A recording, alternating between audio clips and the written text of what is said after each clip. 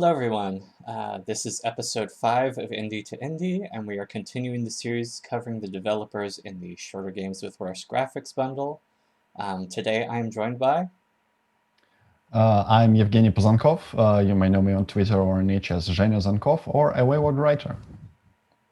Great.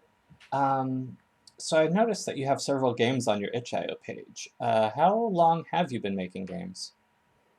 The Itch games, I think about 2 or 3 years, but I've been in the industry as a big one for I want to say either 11 or 12 years. I started in 2010 and my math sucks. Let's put it this way. Right.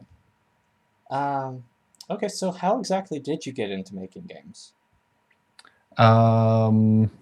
So basically, I was at my last year at university. I think I was either 20 or 21. Again, this is memory hazy Yeah. and We're also not aiming math. for perfect here. Nobody knows anyway. And I was basically working as a security guard, and at that point I was like, yeah, I can't continue like this, and I was very bad at university, so I just started looking for jobs in programming or something like that, because I kind of computers have always been a part of my life. And games were just a thing that was at that point in St. Petersburg. There were 3, 4 companies, but that's it. It's not like right now with indies just everywhere, basically. So it was kind of a long shot, but I was always kind of stubborn or stupid, whichever word you want to use. So I just kept at it for about 5 months, being unemployed, and eventually I got the job. And the job was, it was basically, we want somebody who knows nothing, maybe some English. That would be fine. And I fit the bill incredibly, because I knew nothing. And that was a scripted job, so basically on hidden object puzzle adventures, before free-to-play happened to them. So that was kind of like a perfect start, I think. Sounds good, yeah. So why do you make games? I kind of separate the, let's call it an itch stage and the income stage, because itch does not support, it only supports my vices when occasionally somebody throws money at me and I buy me some wine on that. But the one that brings me income is basically just because I'm kind of good at it and I can charge enough money for it, and that's why I keep doing it. At this point, the enthusiasm of 10 years ago is all but gone. Our industry is very good at destroying enthusiasm incredibly quick. But the ones, so it's literally just money. And yeah, I mean, I still have fun. It's still I'd rather have this job than any other one.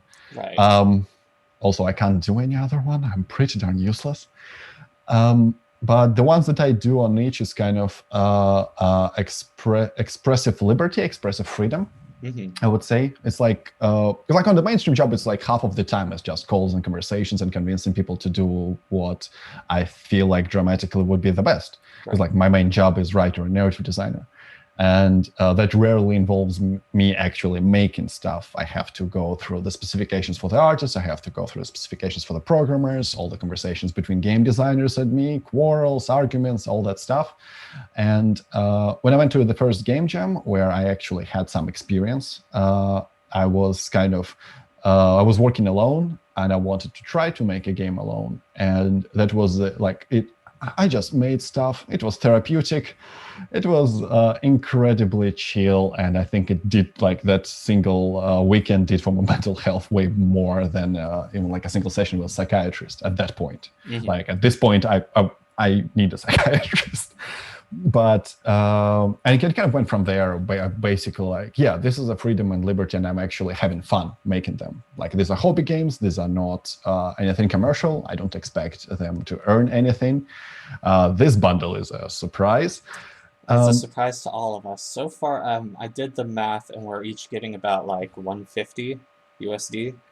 So yeah, that's a real shock. I'm now not only buying myself wine, I'm buying myself a second monitor, another keyboard, actually investing into more stuff. It's amazing. It's weird. Yeah. But that was never a purpose. So it was just, it was kind of in writing, writing proper in a sense of like LA proper, LA County. This kind of separation, not like diminishing any medium. It's like short story is basically your way to like workshop a character or workshop an idea and just quickly get it out of the way. And these hobby games are kind of this thing in a sense. Like almost all of the stuff on Niche that isn't specifically a game jam game, and like I hope you can tell. They are kind of in this sense like just a short story in a semi-interactive form, which is an incredibly it just lets me get an idea out like really quick and expressively. There is a lot of freedom and liberty that I'm enjoying immensely, and this becomes like, this is so far, it's a hobby thing, of course, and like I am making games for work and I'm making games for a hobby just because I can keep that separation. And I kind of making them because it like if I wouldn't have made them, I would probably be really considering just quitting the industry as a whole, because it's a bit rough. Yeah. So it's kind of that. Yeah, it's definitely it's a massive turnover rate. Like it's weird. I've been to GDC a few times now. Every time I've managed to get a badge for free, which is the weirdest thing to me. I mean, it's still the Expo Pass. It's not like the full thing, but I've been able to go to these, and it's weird how even when I first went to it, when I was like, I'd been in the industry for 4 years or so at that point making games, and I was a veteran, and that was like, I don't know how to react, because so many people are just students, and so many people are in there for 1 or 2 years, and they make a game, and then you never hear about them again, you know? So it really is a rough industry. Yeah, some recruiter like 5 years ago, some Polish recruiter, I don't remember, that didn't get the job, and we didn't continue conversations later. But I was like 5 years in, I think, and I was already, oh, you look like a veteran game developer. And I'm like, what? I thought it was supposed to be double digits, at least. You'd think, and yet that's totally not the case. It's so many just don't get past, they don't survive the first game.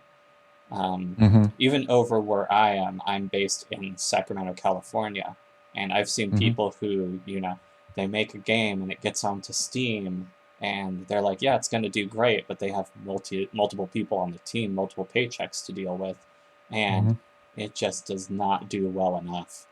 And then that's the end of that. So would you say that you consider what you do with games a job or more of a hobby? Because it sounds like a lot of work. Well, the hobby part is the itch part. This is like, so far, it's definitely a hobby. I would love it to be, I have no idea whether I will love it, but at this point, I would love it to be the work, for it to become the work thing, because I'm just enjoying it way more. But, you know, you turn hobby into a work and you instantly hate it immediately. But I mean, video games are my job, like my daytime job. Mostly I work 11, like just games. That's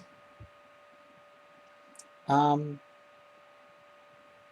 Quick side question. How do you deal with that? Because that's a sort of work-life balance where it seems pretty predominated by games. Is that something that you're okay with? No. But I tried to make it better, but then pandemic happened. Yeah. Because like I wanted to get like more ways to, partly just to enhance, sort of like this is how my brain works, to make it an investment, financial investment, is to make it useful for the game development, like for example, music or acting. Neither of them I'm absolutely zero in either of them, because like I could voice act the game, for example, or I can, with music, I can, like, not go to Kevin MacLeod every single time for free music or something, and I could try to do that. But also like some part of just like improv, which is nice conversationally, or maybe learn another language or something like that, which will be like actual hobby that is, you know, a hobby. I'm picking up, okay, so your camera just went super, oh, there it goes. It went super green for a second, and I'm not sure why that was the case, but you're fine now. Okay. I think everything was fine on my end. Okay. Well, we'll see. I mean, it's a bit laggy, but like it's what 6,000 miles between us. Like yeah, internet yeah. is bound to have some hiccups. Yeah. For people who aren't aware, it's about 6 p.m. for him and 7 a.m. for me. So this is quite a distant talk. I will say another quick aside as I continue going off on tangents here. It's been really nice to see the diversity in locations between all of the people that we've had for this bundle. We've got somebody in Mexico, we've got somebody in Germany, there's you in Russia, there's a couple people here in America, we've got somebody in Canada. Like it's been nice to see just how global this has been. Yeah.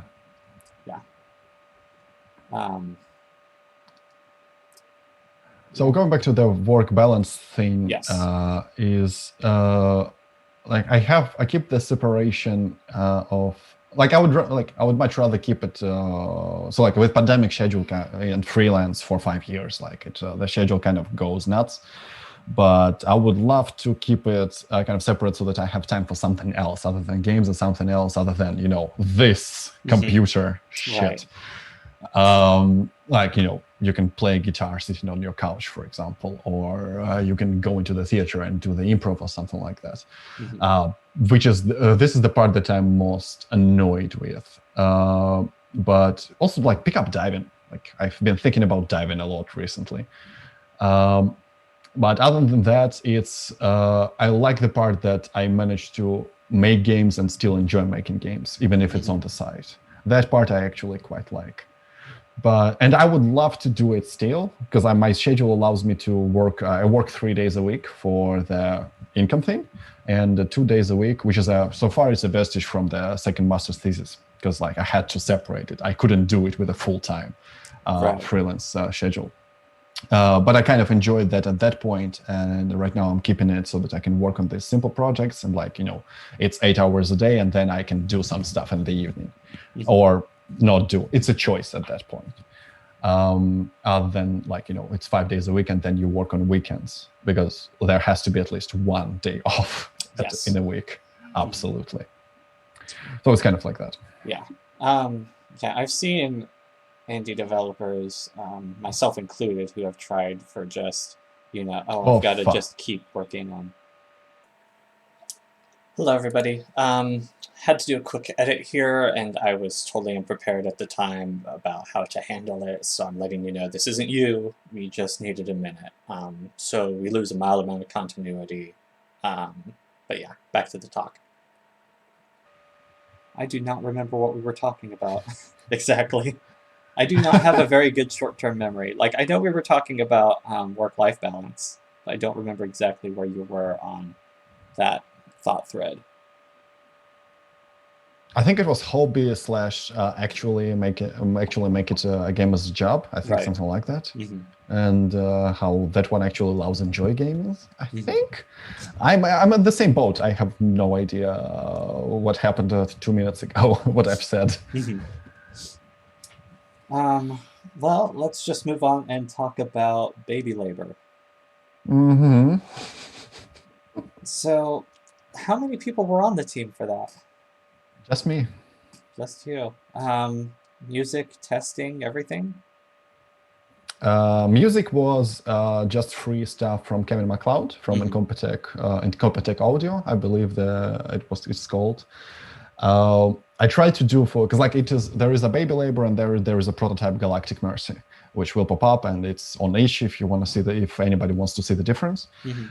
And for Galactic Mercy, I tried to do music in VCV Rec, but for Galactic Mercy, I just couldn't be bothered. So I just picked the music from Kevin MacLeod that kind of fit the bill, and that was it. And for testing, part just me, part the game getting out there, and suddenly people were playing it, and I'm just scouring the comments, and especially YouTube comments, weirdly, and just picking up, okay, there is a bug, and I would fix them, and like 1.1 is me after just collecting basically what on Steam would be negative reviews in a sense, and then fixing it.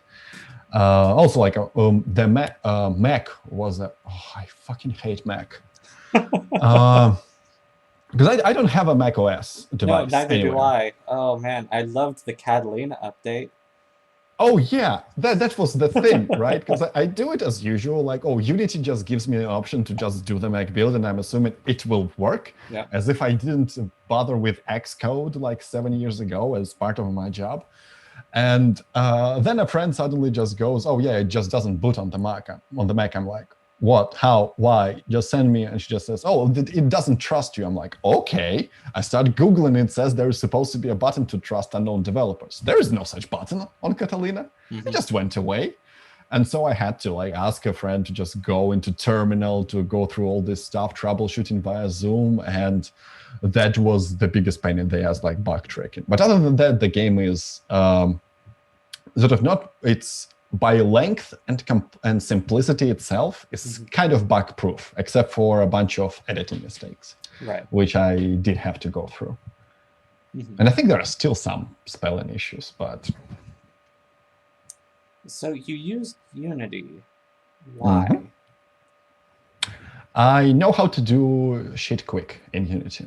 That would be the biggest reason.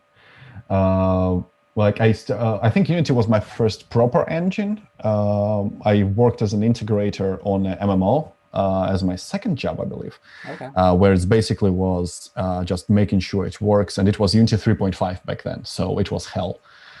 It was just when Mechanim happened, for reference, and Mechanim was an absolute mess.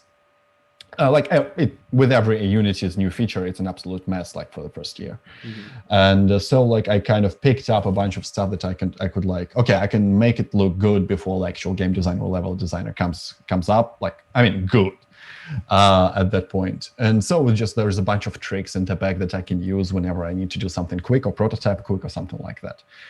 I know how to make. And in Unreal, it just comes out of I didn't consider anything other than Unity or Unreal at any point, because it would require shader, graphics programming, or something like that, which so far I'm not good at.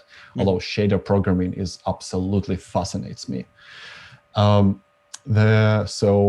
Unity, you can flash colors, you can add some post-processing, and you can make a car racing game just by doing cars with short rectangle, long rectangle, 2 cylinders.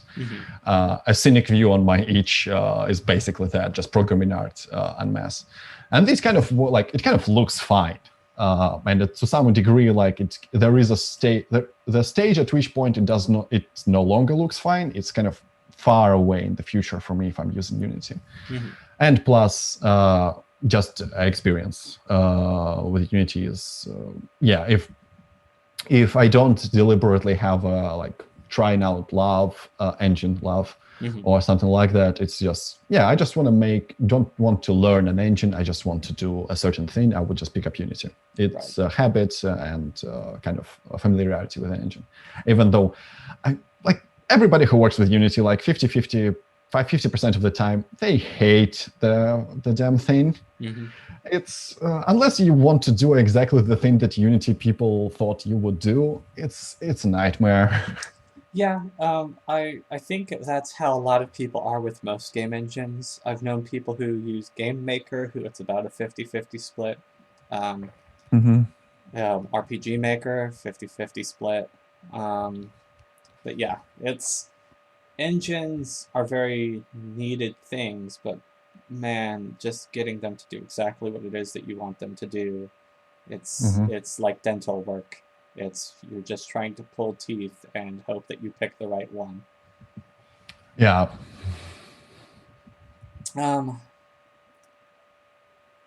So why did you make Baby Labor?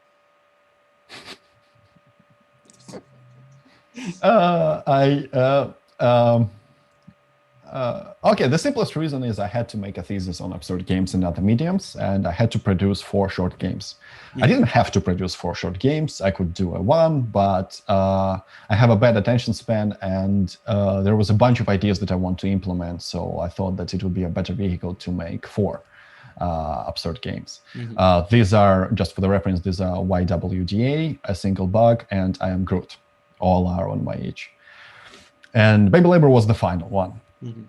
And so the purpose was to test, not to test, but sort of experiment with absurdist art in a sense of how I can make it. The initial primary purpose. But beforehand, like I wanted to do a game, like with gameplay and stuff, more traditional with like a shooting mechanism or something like that. I think the initial idea was you are moving the level instead of a character, and you are like you have an option to shoot enemies, but like just hitting them with the level is much more efficient. Right. You know, like there's walls and stuff. And I thought it should be like quite cathartic, and also the enemies. I wanted to do the what are they, time thieves or time eaters from Legion season 3. We just are visually quite striking, and just like they're like they move on the tick, and it's like static image of animation effectively. That one I did, but the whole finicky thing with like making a level work, it annoyed the shit out of me. And I was running out of time, so I just figured, okay, I have a Galactic Mercy, which was supposed to be a chatbot about interrogating a baby, and baby just randomly responding to you. Right. Which was a game jam. It was a game jam. I don't remember which one, but it was one of the game jams. And then I just like adapted that to the actual game. And basically just because I had a meltdown on account of I don't have time anymore, and my thesis is in about 2 weeks, so I have to make something. And basically I just it was the game making equivalent of just cutting your hair and shaving your head off effectively. Well, why did you go for this particular aesthetic for the game? So from the practical application, this is the simplest, not the simplest, but the fastest I can get something to look decent and look somewhat surreal. Right. So it's a toon shader with a bunch of primitives and the baby model. The baby model was from makehumancommunity.org, which is basically a character creator, but it actually provides you with an FBX model that you can hook up Mixamo animations to. So like, I highly recommend it. It's extremely helpful. Unless it doesn't allow you to do clothes or something, but if you want to make a game about naked people running around or a bunch of babies, it's your thing. Right. And with primitives like the table, the chair, and the ceiling and the floor are just cubes that are elongated in some ways or just rotated. And the columns are just cylinders with a flashed diffuse shader, I believe, non-lit. I couldn't figure out how to make lighting work properly in this situation, so I just did all unlit. And it's a toon shader that I got from Asset Store like a couple of years ago. I think it's just Toon Shader F or something. That provides the outline so that it doesn't, like the baby doesn't look like just a pink, like a pink 2D image. It actually has some definition and some outline. And that was basically, and it kind of like, I got it, I think like 2 years ago, also in a Game Jam game where we're supposed to, partly in university, partly Game Jam, where you're supposed to make a game with just three primary colors. So I went to coolors.co, coolors.co. It provides you a palette of like 5 colors, and I just applied them to the whole game, and I'm a bad artist. So in this case, I just use as many shortcuts as possible to get the image to look somewhat good. And judging by the first article, I believe, about the bundle that uses the baby at least 3 times in its copy as an image, including the baby saying hello, I feel like it was good. Yeah, no, there's absolutely something to be said for how eye-catching the baby is. Yeah, it's unsettling. The shaders really help make that baby look very specific. Let's say that. You can't mistake it for anything else. Like you if you look at the game and you're aware of the game, you're like, oh, that's from this game. Like there's no way to mistake that baby from anything else. It's the eyes, I think. Yeah, I would say the whole thing, really, but the eyes definitely help. Yeah, the eyes, I couldn't figure out how to make the eyes because the model, like a lot of, in generally how I approach is there is a Soviet/Ukrainian director, Kira Muratova, whose principle was to embrace coincidences, which I translate into embrace the bugs or embrace stuff that you just can't do anyway because like you either don't have capabilities or skills to do it. So on the baby, I couldn't figure out how to make those eyes be like eyes. So I just made them black as the only other options I could have. And this literally was like a baby with completely blackout eyes that never close, by the way. And this became like extremely unsettling and heterotopic in a way. Like, yeah, it's a baby, but for starters, it's a huge damn baby. And the eyes are the same way. And it's animated like very jittery, including like Baby Boy Johnson. Well, that just means he's had his coffee and he's a big enough baby that, he's ready for work. Yeah, in a sense. But it doesn't answer you anything. Like in the proper absurdist heterotopia, as in like it's just a universe in reality that you have no way to understand because there are too many clashing things. Like you can't find a cipher to understand it. Like with the strange, the strange country, you just go there and then you talk to people and you kind of get where they're coming from. Weird is there is a cipher to understand. Eldritch is like, yeah, there is a logic, but you will never understand it unless you like finish Bloodborne on the worst ending. Right. And be that. Finish it in real life, I mean.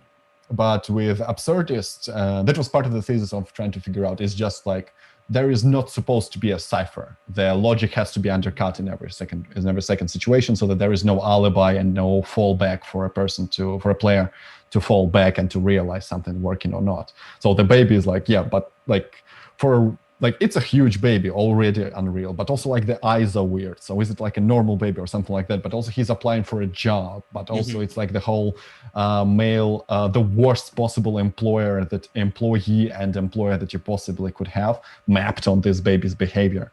So eventually like it just smashes into like, it's impossible to pinpoint what exactly is this baby's deal on a whole. And the eye is a big part of that, of that thing. And also, like babies are inherently weird looking. Like it's just a fact. Yeah, I don't disagree with you. I feel like I went on a tangent and forgot what was the original question. No, it's fine. I mean, because I'm trying to find where I am on my list and. Because I have this in a notepad file, just for clarity's sake, is all the questions are just in a notepad, so I can just scroll it. But sometimes I'm like, man, I have not touched this in a while. Where am I? So we were on why this particular aesthetic, and I guess it's because babies are weird, if we're going to just sum it up. The baby, yes. The baby specifically, just partly organically, because I was trying to make a baby, and just I didn't have enough skills to make the baby look proper baby, so I just went, why would I even bother? Let's just lean into the whole thing. And the background was, the background's function was so that there is something on the back, so that it's not just a baby. And to be slightly unsettling, so like with the post-processing and with the shader, the cylinders just go all the way back. I don't think I had a script to make them. No, I just did it by hand. And the cylinders go all the way back, and they just... you can't figure out whether they go outside of the ceiling where the wall happens. It's like the geometry is broken. Like it's not an enforced perspective. It's just the geometry isn't broken. It's just with this shader combination, it just doesn't look right. Yeah. But also it looks like it's deliberate in a sense. And it was supposed to be part of the thesis, but didn't happen. Constructivism and suprematism, Malevich and Kandinsky specifically, where it's just specifically shapes token. So like the new game screen, the main menu screen, is basically a ripoff of suprematism composition from Malevich, where it's not supposed to look like anything. It's just shapes. Because I couldn't figure out what to do like anything. And like they are by itself quite striking because it's just like colors that work with, that are a combination of colors that somewhat works to provide some aesthetic. And it's kind of the simplest one, even though it's a long route to get to it.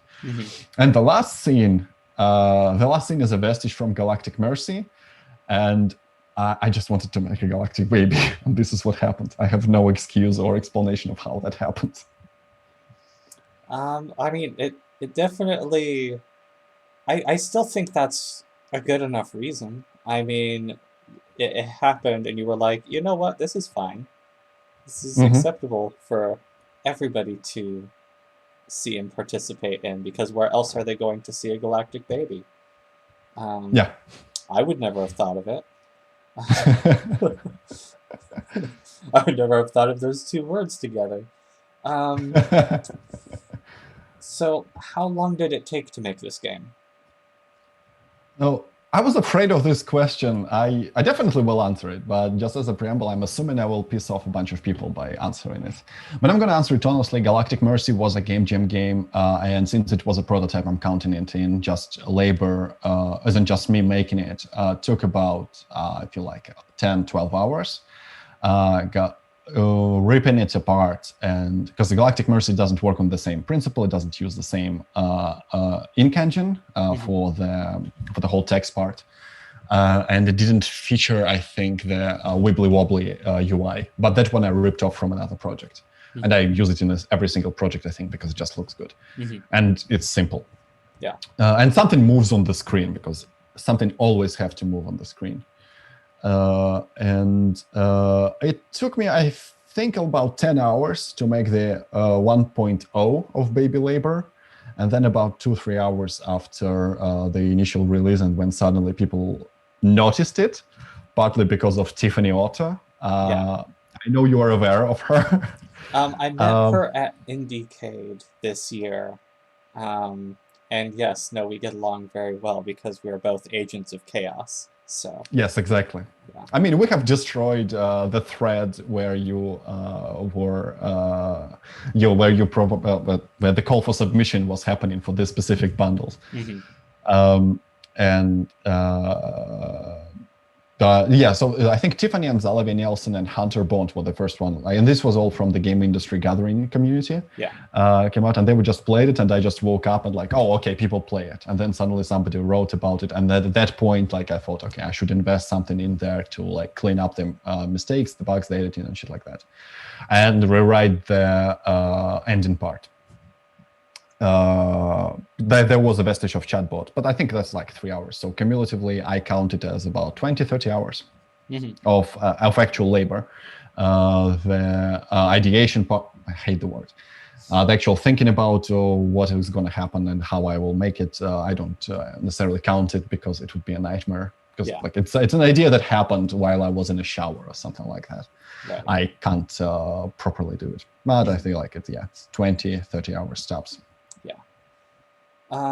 So fairly quick turnaround time on that one. But it also helps, and it's something that I think is worth mentioning, to be able to cannibalize code and assets and whatnot from previous projects. Especially if somebody's trying to make commercial games, time is very much money. And so it's very helpful to be able to have things that you can go back to, like, oh, okay, I wanted to have this system. Well, I've already done that, so let me make some adjustments. But you can just, put that in a way that functions, and then that still works well enough, and then you don't have to try and code from scratch, because doing it the first time around was nightmare enough, I would think. Yeah. But yeah. It's exactly, that was the goal, to make them fast eventually. Yeah. Because it's like making a game in a weekend. To make multiple for a thesis. Yeah. And because like I made a bunch more than 4, just the rest just didn't work out, or just screw them.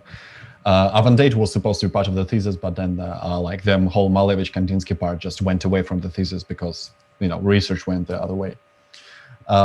And this is the goal in the end, effectively, because again, attention span is my Achilles heel.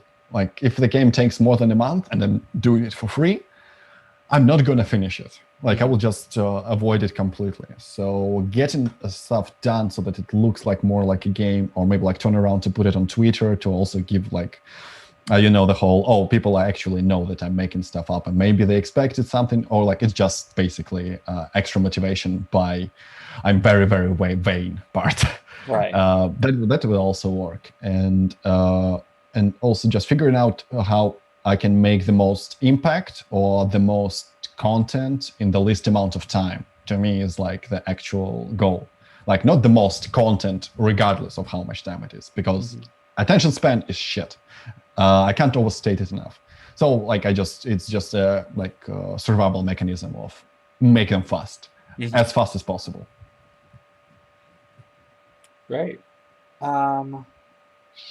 What would you say you learned from making Baby Labor? If anything specific, whether it was, how to use the engine or something about your own tastes and things. The practical part, not much. A lot of it was just like cannibalization and using the tricks that I already know. Right. The writing part also, I not to sound arrogant or something, but I've been writing for games for about 10 years. I know how to do it. I know how to do it quick and I know how to do it fast, because also night before deadlines is a magical time and I always end up in it. And it just trains you to write it fast. But not the taste of, for starters, like just the fact that I can earn at least some money from it. Even before the bundle happens, like I earned like $50 from it, just from again, Salavier, Tiffany, and Hunter Bond just tooting the horn about it. But still, it was $50 that I did not expect whatsoever. Right. And that was a validating experience in the sense that I can make something that resonates and something that can resonate enough so that people actually validate the whole idea of making these games. That was the extremely important part that I think will actually it eases the process of like making another project. That it will take longer because now I don't have a thesis and I kind of have the more time on my hands to do it. I have no idea. It might be I will be making like janky games like a single bug for the rest of eternity, which I'm fine with, honestly. And also it was kind of validation of partly the thesis. Because unexpectedly during the work on the thesis, there was a bunch of embrace the coincidences. Like I have been doing it for a bunch of times, but this was like when the avant-garde and absurdist director kind of like mimics whatever you are doing. It's also like it's quite validating, and it also like gives it more gravitas in a sense. Right. But also there was Daniil Harms, who is an absurdist writer / playwright / poet, also from my hometown, from Leningrad. He was most active during Soviet times, hence Leningrad. But he is known for making short, self-destructive narratives. Extremely short. I mean, they can be summed up of like just a paragraph of text, and that's it. Whether he was making them, because all of them were published posthumously. He like Soviet censorship in 1930s was not nice to people, like at all. And he was absurdist and he I think was eccentric to the bone. So it was basically, not meant to be. Like they were probably, we don't know specifically if he was writing them just for the table or just like practicing stuff or just writing in a diary and doing them. But regardless, it's there, and the small ones actually resonate with people, and self-destructive narrative resonates with people, maybe with very little amount of people. But I mean, I don't need much to survive. Baby Labor being a 10-minute game, effectively, kind of validates the thing, especially because 10-minute game by video game standards is an extremely small game. This is basically like a blip in terms of play hour times. It's not even a short movie. It's barely a commercial, like in terms of runtime. But I can make it. It doesn't require much to make it in terms of time involved, especially if I can cannibalize stuff. Like if I would be making it from scratch, it would of course take more time. And that part was just learning that validation of the idea, in a sense, validation of the principle, validation of the practice. And I think when I got this question, I had some more, but I'm now forgetting all of them. Yeah, I suppose, and it's still ongoing because, like, for starters, like, I still have to hear from my supervisors on the thesis. Like, I submitted the whole thing, but German education system is weird. so I will hear from them whether it's a shit or not from academic perspective. But from there, because I have submitted it to a bunch of awards, which still tickles me immensely, like South by Southwest. And like, you know, I think the last year winner for best narrative was Death Stranding or something like that. And I just like, if Baby Labor would be just, it won't win.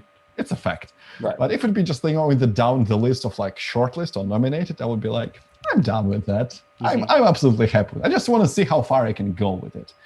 Because it's as a foray into this part of the hobby, just figuring out how it works, how it tickles, what I can use it for. So, for example, knowing about the bundles or getting Tiffany Auto on your site, for example, whether she will just at this point just ping me in any situation where there's an absurdist bundle or something absurdist happening, like with this bundle. It was just Tiffany pinging me, like, although I think on a completely unrelated topic. Yeah, but still, So this was on Twitter. She had talked about, oh, I want to submit something, but I don't make games, because she does marketing and runs events and stuff. And so she was like, can I just submit something, just something random, just because I am inexperienced?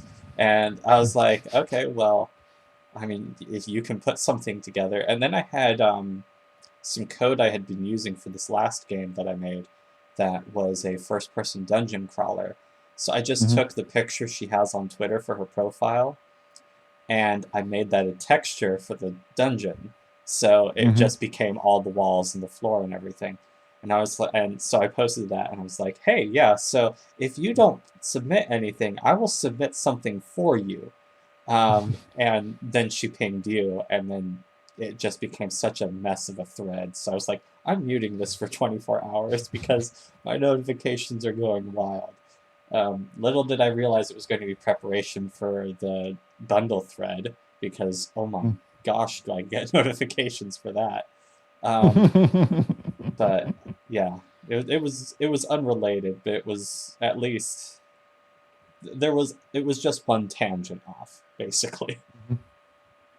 But I'm gonna piggyback on that tangent a little bit. Like, there was a bunch of tangents. Like, there was an Arkansas. No, I will annoy people. Arkansas tangent, a branch of this tangent. There was like the actual Tiffany tangent and actually like submission tangent. Like, oh, I could actually do that. Right. But the Tiffany one is there is. Like, there is a bunch of stuff. If you could make this is stuff that was the thesis, and Baby Labor was kind of a culmination of just running away with the idea. And you do that with your games just on a completely different scale. You just do completely reverse thing. I just do a short using of idea and. Yeah, you said that attention span is your weak point. I say that I have I have the stubbornness of both my parents and the patience they never had.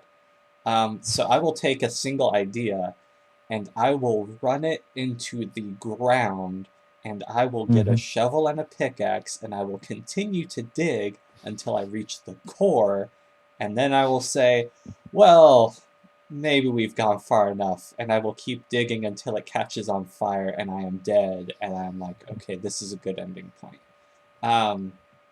Yeah, no, I take things far too far.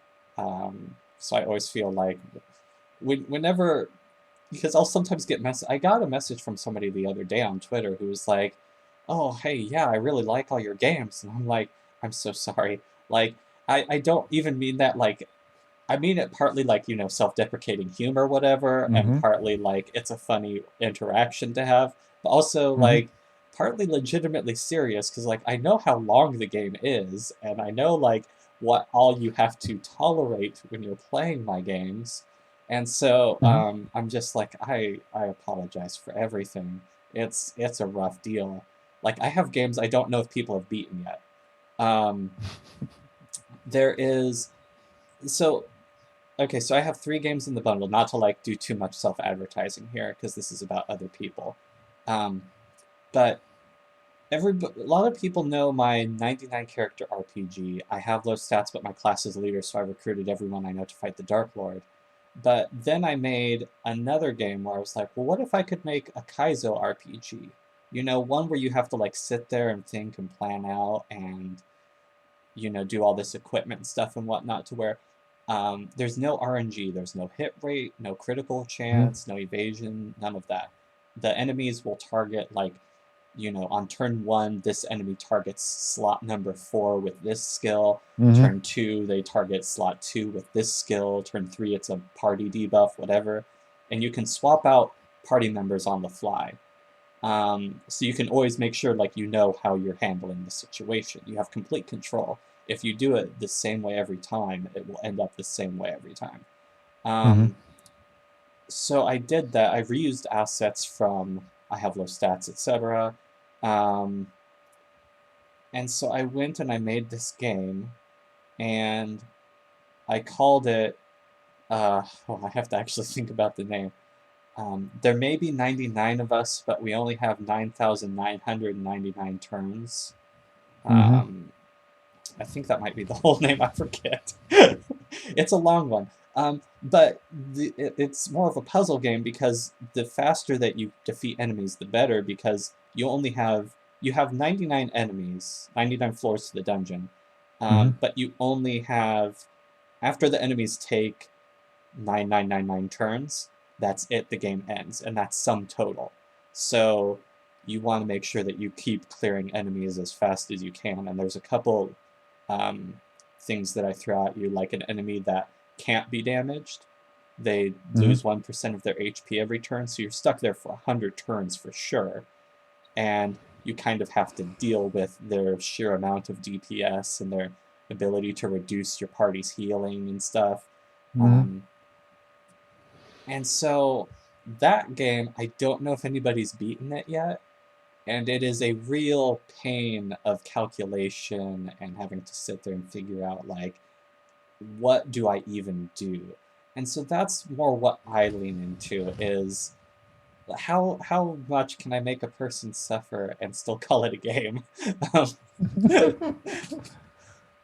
I mean, you actually, like, this is, there is, I'm probably blanking on the name. I think his name is Ludwig something. He's a Russian designer for, like, art designer, like graphic designer, something like that, who has a line of, like, the metric of equality. If you look at it and you say, wait, you could do that? And this is kind of the subject, like, regardless of whether, like, it's actually had to happen. Right. Which I think both of our games didn't need to happen. Yes. Like, maybe Baby Labor, but like a single bug definitely didn't need to happen. And Baby Labor actually, a single bug took way more time than Baby Labor, weirdly. That game annoys me to shit. But like, it's just, the fact that it exists is just, wait, you could do that. So there is an actual way. And I have no idea how it took you, but I'm assuming it took you less than 9,999 days. I think it's impossible completely. But it's basically, this is doable, and there is a practice, and there is a method to actually making it, and there is a person who can make it, in a sense. So this is a viable thing, in a sense. And my approach being in reverse, because like when you were talking, like, you just say 9,999 turns. So my initial idea would be like, I can program that. So how can I make it randomized? But if I'm randomized it, so then there is even more testing, and I have to work out with how every stat is working. And then there is no point of, for 9,999 turns, there is the same shit happening, which is kind of the point. Because like, it's literally, you memorize 9,999 things that happen, or write them down. I don't know which one is more pain in the ass, and then you execute accordingly. And unless there is a pattern or something like that figure out, like, or to teach the computer, like, I would not do that. I would just not code it, because it brings a fuckload of baggage with it. Even the 99 characters in the I have low stats. Like, I was just playing the beginning where you just do the, and by the way, it's very satisfying snake thing. Oh yeah, just, it's so satisfying. And the first meeting with the Dark Lord, which I think you use on the GIFs, where it's just it's there was an original prototype I made, which I first called Mighty 99, and that game is abysmal. I have a fun story about that game, but really the thing about that was the fact that I wanted to make a game that was very painful for people, because I looked at what I was putting out, which was like, I thought were good RPGs, and nobody was playing them. So I was like, okay, well, I'm just going to make the worst thing I can think of. And then people played it. And a lot of people hated it, but I was getting feedback, which meant, okay, there's something to this. And so I was like, well, what if I just lean more into the comedic aspect of it? Like, let me make this a thing that it has game mechanics, but really that just serves the bizarreness that is the fact that you have 99 characters and you're just all people that know each other from one town. So yeah, that's what I ended up doing there. But that very first version did have the same sort of thing where it's like you enter and it's like, oh yeah, you and what army? And so you just snake all the way up through the single screen of the floor. So yeah, it is very satisfying and it makes for a great GIF. And that was the big thing, was it catches people's eye on social media, and that does a lot of marketing when your marketing budget is nothing. So yeah. It's kind of like the baby labor with Scream bubble, which I absolutely fucking adore. Yeah. Which also happened, I think, accidentally. And I don't think it was supposed to be this way.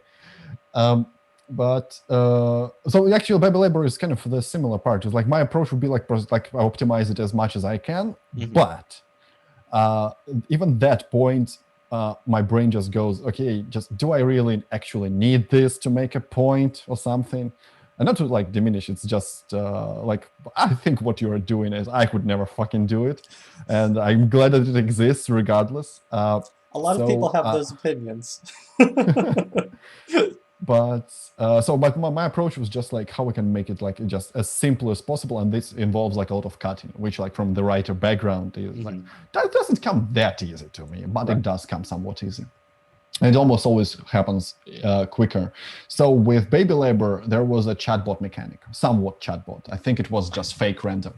And I ended up, and it was because in the end, in the last two sections, the baby started acting like an actual baby, as in there was a pool of random lines, which involved Russian language, French language, German language, a bunch of just fire truck, 9, and stuff like that, which were completely random. Which was, frankly, a more pain in the ass to write than what is right now, which is the text that I wrote specifically for that, which I think works better. And it was basically like, again, how can I make it as much impactful with a short time as possible? Because I knew nobody will replay it, because nobody replayed it. And every time they replayed it, the game was more annoying to them rather than it was, because they knew everything and it's completely linear. Right. And I mean, there is like some interactivity with like the order of the dialogue or something like that, but generally it provides this exact experience, and that's it. You can not yell at the baby, but that's about it. But why wouldn't you? I don't think anybody ever was quiet to the baby and don't antagonize this person. And it eventually like was just, I cut this whole thing just to like one single point, and that's it. Which I think has like completely opposite approach. And same with a single bug, because a single bug was supposed to be like an obnoxious amount of things that are randomized, procedurally generated, with actually like a nice background for it, because like every tutorial was supposed to be because like Baby Labor, we assume, I think, that people know about all this will play it with a single bug. I don't think so. So a single bug is basically a game that is just tutorials. That's it. But it's tutorials for a game that is way bigger than what you will see. And I thought about making them procedurally generated, as in there will be like a pool of like 16 different tutorials for different mechanics. And also the correct answer was supposed to be randomized, as in alienating the person as much as possible. And also you would have to be thrown back in the beginning, like almost immediately. But even from that part, I was eventually just partly because again, this game annoyed the shit out of me. I also wanted to do real-time graphics for like realistic graphics for the whole tower and shit. Mm-hmm. And I don't have skills to do that. I can't even steal content and make it look good to do it realistic. So I just give up on that. And this was the visual style is basically the same as Baby Labor, the technology, except I use dithering and not the toon shader thing for some shadows. But it was basically kind of the same principle, just cutting it down to like the bare minimum of things I need to actually do to provide the impact, so that I actually complete the fucking game. Mm-hmm. Otherwise, it will never get finished. Even the randomizer part for the tutorials, because they would also have to work together well, and I could not control it.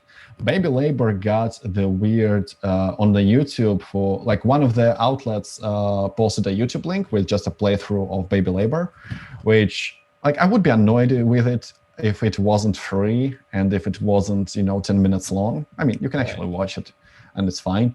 I'm fine with that. But there was like when in the end there is a spoiler just in case, there is a revolution sequence, which is the part that is basically verbatim from Galactic Mercy, just different view. Before I went and rewrote it for version 1.1. Mm-hmm. And it was using the chatbot, and it basically produced a German and a Russian in one of the playthrough. Mm-hmm. Which is because nothing in there suggests randomization, which was assumed like as a straightforward. It was just basically like, oh yeah, Baby like a smart and pick up languages like easily. Right. Also, I know Russian obviously, and I kind of speak German and French. And apparently I do not, because I got feedback that I wrote the high fishes taught badly. Mm-hmm. But another reason to remove it. It's easier.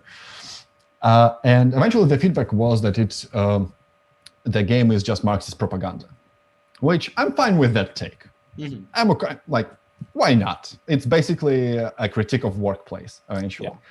But I did not want people to have an alibi, so that they have at the end just figuring out, oh, okay, so this game is just that. And this is like the reason for them to dismiss it completely or something like that. So I just rewrote it from the point of making the baby even more obnoxious and just screaming at you for no reason, and especially in the revolution part where it's just like denial and just yelling. And it removed that part that allowed people to just jump on it, which, this is me somehow looping back to the did you learn anything from Make It question. I'm proud of myself for doing it. Yeah, no, congratulations on that. What I learned was that for me at least, the linear and tailored content is I think the correct term is warm versus cool. Like if you make something randomized, it's cold in a sense, even if you like do a lot of effort and it does look like hand tailored. Hand tailored is still more warmer to the touch. Mm-hmm. I mean, in the case of Baby Labor, it's also like warm in the sense of like a fungus in a humid day that grows in a place it shouldn't be. But still, it's warm. Mm-hmm. And it just works better, and it also allows me to, instead of randomizer is not work great producing the absurd thing. Randomizer allows people to get the pattern, because there will be a pattern, because it is random. This is just how it happens. This is apotheia, I believe the term is called, or something like that. In actual psychological terms, will seek patterns regardless of what it is. Mm-hmm. And we're if I manage seeing patterns that aren't there, even if they're not there. Yeah. And I don't think you can do it with randomized anything, but with a tailored content and bespoke, if you wish, you can break this pattern at every second. You see the pattern, you break it. You see the pattern, you break it. And this is kind of Baby Labor just not reacting the way that you are, or like a revolution, godhood and stuff like that. And the baby does not react. It reacts to the text, but in a wrong way that just doesn't fit and creates this paradox. And I think, this is what I will be doing on the defense thesis. This is a nice practice for me. This is good. I like it. It's nice to have an interview with me and not like the panel. The panel, I rigged the panel. The panel is my supervisors for the thesis, so I'm fine. And also bullshitting into the void, I know how to do it. Oh, well then you are well prepared for business in the games industry. Hey, I went to university in Russia. Like, you have to rig the system. But this part of learning curve is there is a bunch of stuff, and I think I could remember like a bunch of stuff more that actually worked. Just as a quick anecdote, there was a person who played it on Twitch. I think he was the first person that I actually seen play the game. I think Billy at Kumahara on Twitter, who played it and who just took the game at face value and just like, okay, I'm in an interview process. I'm going to interview this baby in the most HR way possible. Mm-hmm. And he was extremely polite to the baby until the very end. And it just like, okay, I would not expect that. But it still broke him, which I feel worked, and it still delivered the same thing. Mm-hmm. Yeah, no, it's nice when you can get a reaction like that, like someone really truly at that point gets the game, I guess. Yeah, I'm surprised that many people actually did that, because like I'm subscribing to Bill Goldman's, I don't think it's Bill Goldman's, but I read it from Bill Goldman's book. If you want to send a message, use Western Union. It was in reference, of course, to the movies. So I just do something that just works narratively. And in this situation, it was, okay, babies are intolerable. We tolerate them because they will become productive people. So what would be the worst possible person to be hired to map on a baby to be hired? And it was basically like there is, it's just your usual clique of like useless, incompetent attributes and other aspects to himself, sexual harassment, a bunch. And like Baby Boy Jackson is the fucking worst. I feel like it's an appropriate point to swear in this situation. Like I've seen those people, I've never been in those cliques because I don't think I realize how authority structure works properly to work it this way. Right. And it resonates with some people. Like I've seen messages of like, yeah, it kind of hit home, or like just visceral reaction to Baby Boy Jackson, like on Twitter or just like in person, of like, he's horrible. But then I believe there is a cathartic moment a little bit where you can just tell baby off, which you don't necessarily do in a generic settings, like this. I feel it's from the game is basically a powerless fantasy. Like you don't get to win. Right. A baby wins. It's stacked against you, and kind of like commentary on like inaction in a sense. But I mean, author is dead. Whatever meaning is you want to get from it, I'm fine with it. So this is just what I try to do. But the cathartic part, it's actually like a small snippet of power fantasy. Like you get fired, and I feel like we all feel like we should be like, if a boss, hateful boss, you despise this boss, like we feel like we would be able to just yell at them, like final cathartic moment of just like, the bursts of veins and emotion.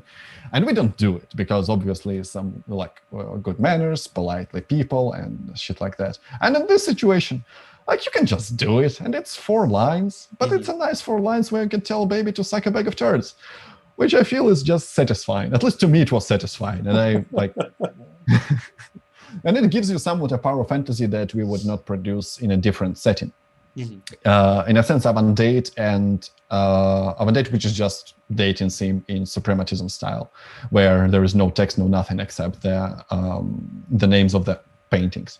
And I am Groot in the same way, where it's you get to, with the simplicity and bizarreness of the setting, you get to play with a mechanic that you could not play otherwise. Because like dating sim, where it's just a normal date, you meet, you go for coffee, you dance, you have sex. It's the most basic date possible.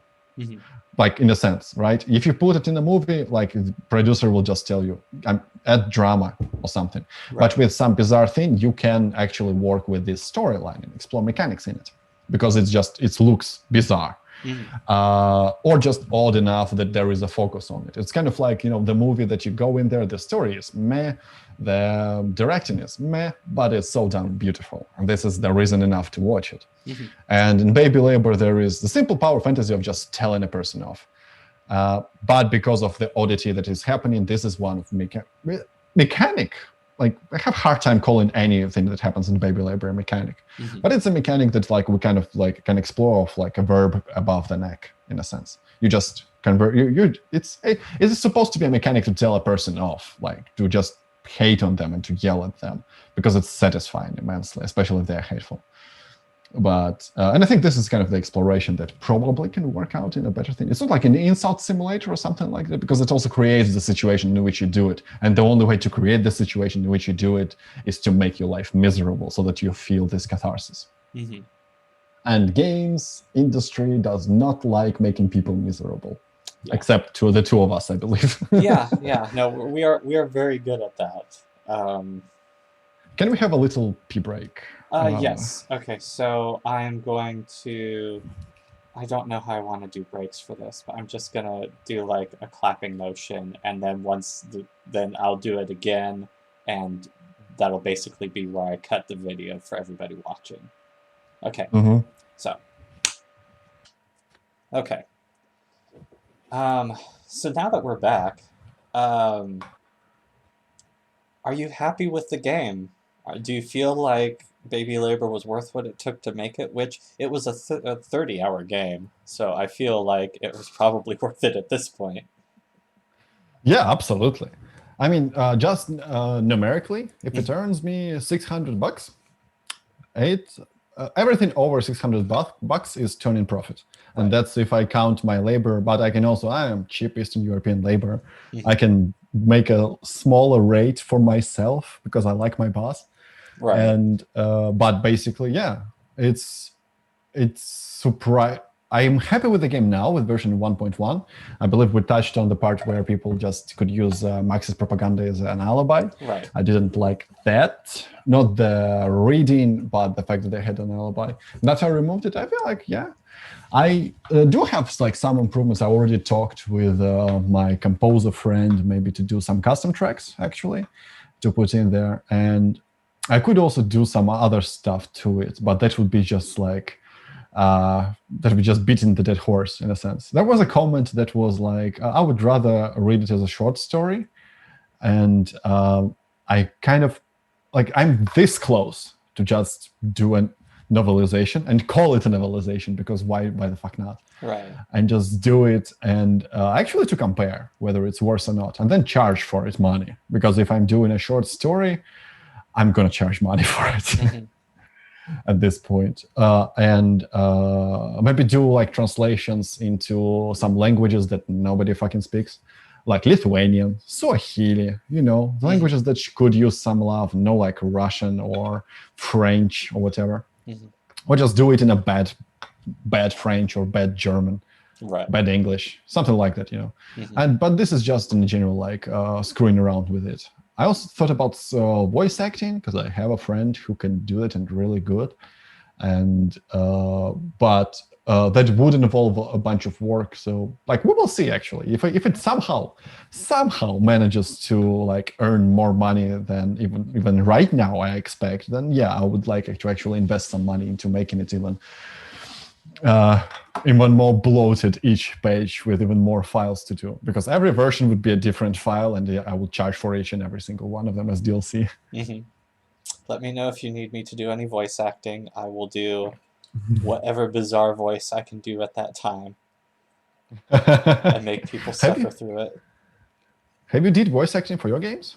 I don't have voice acting in my games, but I did do a voice acting reel that I posted like back in May on YouTube or something, just because, well, partly it was, I was thinking of a lot of weird lines to write, and I was like, I have nowhere to use these. Like, these are totally varied and weird, and these don't fit. It's like single lines that I can't put anywhere else. I was like, oh, I'll just do like a voice recording of me doing these. And so, yeah, I did like a VA reel that I posted on YouTube, and at least my friends got a good kick out of it. They were like, oh, that's actually pretty funny and not bad. And I was like, great, that's what I was trying for. Not necessarily the not bad part, but I was at least trying to be funny. There was one where I was trying to do like a Duke Nukem voice, but the line was so bizarre that I had to like I seriously paced around in here for like an hour where I was like, I just need to get through the line once. And it took so long just to do that. And then I got in front of the camera and I was like, I need to get up and think about this again because it was just so bizarre. But yeah, well, also I feel like anybody can at least try to voice act. Like, it depends how much you care about quality as well. Yeah. Because you could just charge for different people's voices. Like, Mm-hmm. I mean, there are plenty of directors that use basically amateur actors whose acting like is not that good, but sometimes it's not what is necessary. right. In a sense, or just you want to see more. Like Kira Muratova, again, she cast a lot of extras just on account of they came to her set and she was like, fine, embracing the coincidence. There was a story about a person came to her set and set his head on fire. He was a magician. And she was like, I mean, you're getting into the movie. Yeah. He was eventually cut, I believe, but that's the approach. Mm-hmm. And the quality part is, I always remember that there is a cartoon called 12-Ounce Mouse that ran on Adult Swim for 2 seasons. Yes. And third season came out recently. Mm-hmm. Which the art style from there is literally just printer paper, which sometimes is not even blank paper because the bartender is written on top of the script. Yes. And that's a cartoon, 3 seasons. Somebody got paid for it, and it was just literally the cheapest budget possible. Also, Danger 5 with the extremely limited budget on the props and stuff. It just, you can lean into the badness and you can do something good. So like with shitty voice acting, like I feel like you still can do something. Like especially if you want to undercut something, like with shitty voice acting, I would like actually go for like a game which relies on voice acting or probably on mocap, and I would use the dirty mocap, which will result in like bizarre shit. Like I think it's Food Fight, I believe, was the actual movie release that was unclean mocap with hands that don't move fingers. They're always like this, which looks bizarre and weird. And use voice acting on top of it and make it as dramatic as possible, like with pathos and everything, with a complete straight face writing. But the voice acting is bad, the animation is bad, everything is bad, and they call it something like The Last of You or whatever. The Last of Your would be better. Something like that, because like it feels like everything you can actually use. Like if it's bad, you can still use it, just in an appropriate situation. Right. Yeah, there's it's like woodworking, where you want the pretty wood to be at the forefront of everything, but then you want like the actual high quality wood to be your support beams, and even like the really ugly wood, if it's still like actually good quality stuff, you can use that for like the rafters or whatever else. There's always a place for everything whenever you're making something. So let's get into some more general game questions here. How would you describe the games that you make? Is there like a theme of it, or is it really just whatever you find interesting or whatever random thought comes up, like Galactic Baby? No, Galactic Baby was not a random thought. That was Galactic. I mean, it evolved randomly. Yes. From just watching my friend's daughter, who is a German kid, because it was at the time in Germany, who was looking at my other friend, and the friend was asking like, is it your pizza? And she was replying 9. Is it my pizza? She was replying 9, because she got confused. And that was from the Galactic Baby, because like, oh, it would be also funny if this baby is like literally omnipotent, but you cannot control it, like, a god. Right. And it went from there. The Muratova's embraced coincidences definitely comes from, for the each game specifically, it definitely comes to mind, because every single one of them was literally just me grasping some idea, like on a forest scavenging. Like I Am Groot, somebody showed to me, K. Parcell specifically showed to me the not safe for work fanfic that is literally just I am Groot. I'm Groot, I'm Groot, I'm Groot, in the same way that the text game is made. It's amazing. It's very, very mucky. The YWDA was me just walking around the probably one museum that is actually doing the COVID situation properly, as in like there's a bunch of things that you have to do to get in. But there was YWDA is an actual art installation, You Will Die Anyway, where it's a treadmill and just a neon sign saying you will die anyway. And I figured maybe I can adapt it for a video game or something like that. Could work for the thesis. Mm-hmm. And Baby Labor was just me being pissed off at my inability to do a gameplay properly and cannibalizing Galactic Mercy. Same went for Avandate and for almost everything that happens on it. It's just like a random idea that popped into mind. It's Sauce, which is a prototype for a Game Jam game for Slavic Game Jam with the same friend whose daughter is the prototype for a Galactic Baby. Not Baby Boy Jackson, for Galactic Baby specifically. Mm-hmm. I was basically just, okay, so Slavic Game Jam takes place in Warsaw. So it's war, saw. How can we do a saw that is a weapon? And then it evolved from there. So it kind of did that. But apart from it, I'm really want to lean into absurd, especially after doing this thesis. Because after it's a long way from there. I don't want to spend this much time on just doing retracing the thesis steps. But basically, like Theatre of Absurd, which is the first one I think that was like actually labeled absurdist. Like they introduced tragicomedy into the mainstream. Like everybody was doing either tragedy or comedy in a sense. Right. And this is one parallel that I can find with the video games that we're not necessarily doing, because it's supposed to be only fun, it's supposed to be only flow, it's supposed to be only power fantasy. Mm-hmm. There are games that don't do that, but there are mostly games do exactly that. Like Space Giraffe is playing with the flow, for example, which is an amazing game. I still don't know how to play it, but it fascinates me. There are frog fractions just completely like you cannot master any given mechanic because for starters it's rigged. Mm-hmm. The DDR machine is rigged completely. You will win it by button mashing, and it kind of like denies you the mastery. And there is generally like the process of denial and you're denied transcendence in a sense of this winning the game or mastering the game or generally something like that. And this part is that what fascinates me because I don't like our industry much. Mm-hmm. And I don't like how restrictive it is in some sense. So like if I'm getting paid to make a commercial game, there are specific checkpoints that I have to check marks. Yeah. There are those things that I have to tick. And half of them, I don't see a single damn point in them. Mm-hmm. But like you have to do them because everybody else does it, which again, to me is like, I understand the principle, but I don't understand why the principle exists in the first place. Right. And I can do that, I can work with it, but I don't like working with it. So I want to just do the challenge or something like that. Also like with the weird settings, for example, or weird situations. So I want to go there in that place without explaining jack shit to anybody. Like which heterotopia for absurd is actually really nice. I feel like with enough body of work, like probably like in 2-3 years or something like that, with a bunch of games, I will probably just call it absurdist or some shit. Mm-hmm. But for now, it's just all over the place, just trying to figure out and experimenting with this flowstration in the same way that like tragicomedy portmanteau of just denying you stuff that all of the other games give you. And with that, probably trying to highlight some either mechanical or narrative thing that can work with that. Mm-hmm. And also just taking a piss. It's freaking awesome.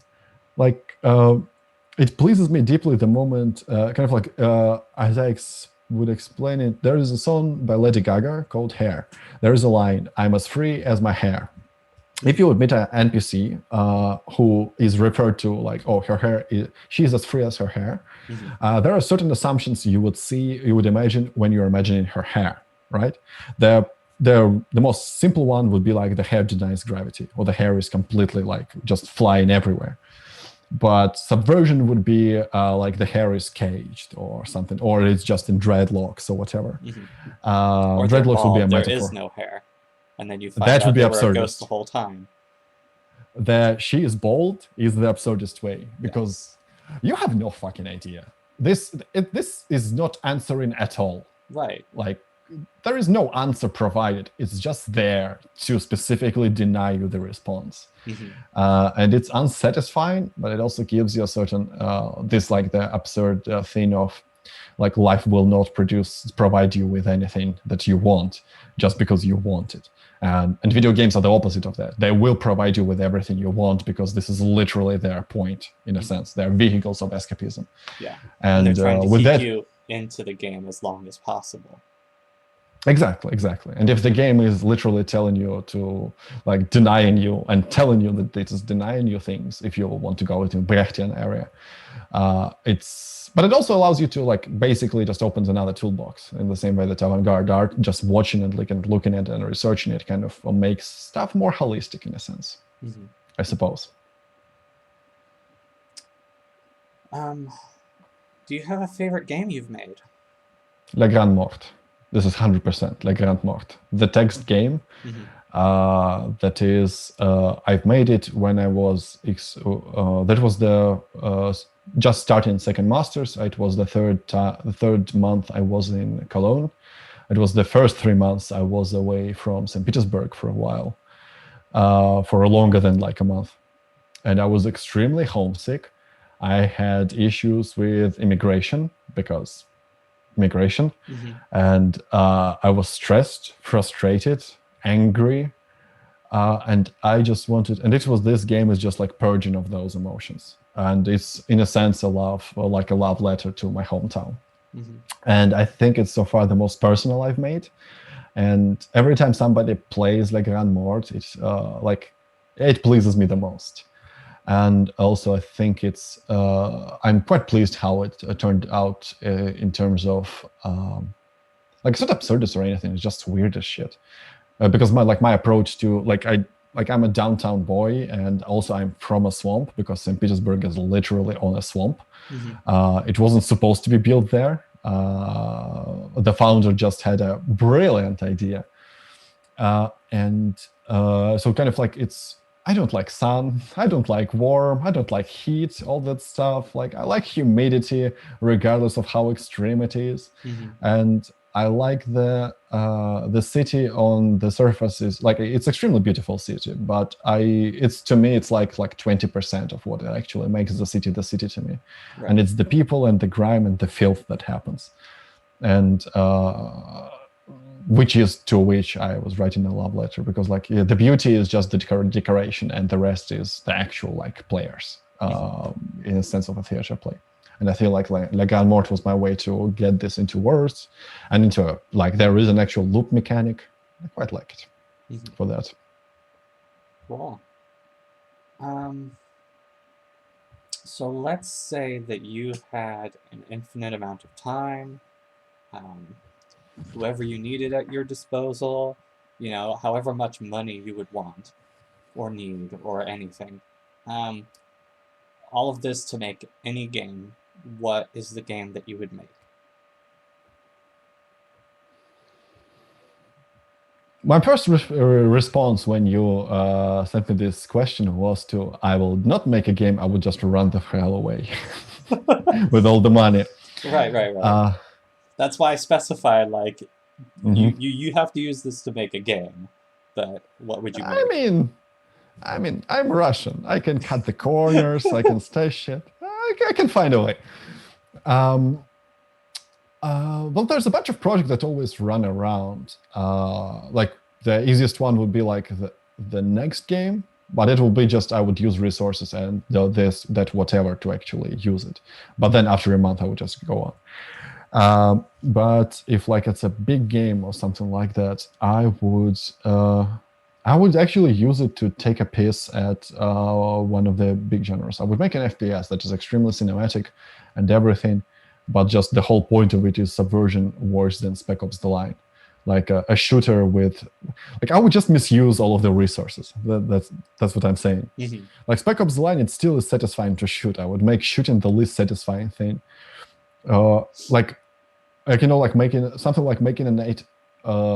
It's infinite resources. Making an 8-hour Call of Duty style Black Ops campaign or something like that. But there are also on top of it about 20 hours of visual novel. that is just in between of those levels, where actually game and decision making happens. Which is literally just, it's completely separate mechanic that completely influences the initial mechanic that everybody is playing it for. Also, just trying to adapt maybe stuff that is just throwing infinite resources basically at a problem that we have of verbs. We suck at verbs above the neck. So a chord drama with actually dynamic dialogues, like probably working out how to make dialogues, manipulation, and everything in this way.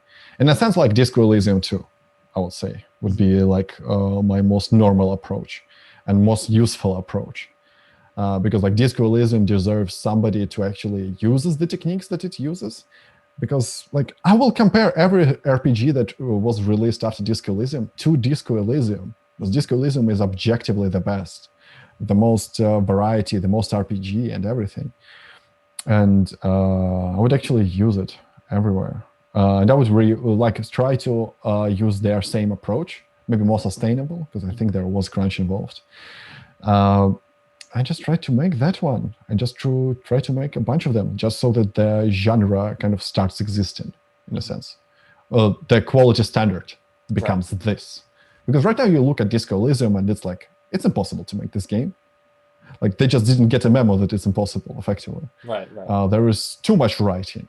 There is too much assets. There is too much content. There is too much content that nobody sees because they played them on the different paths.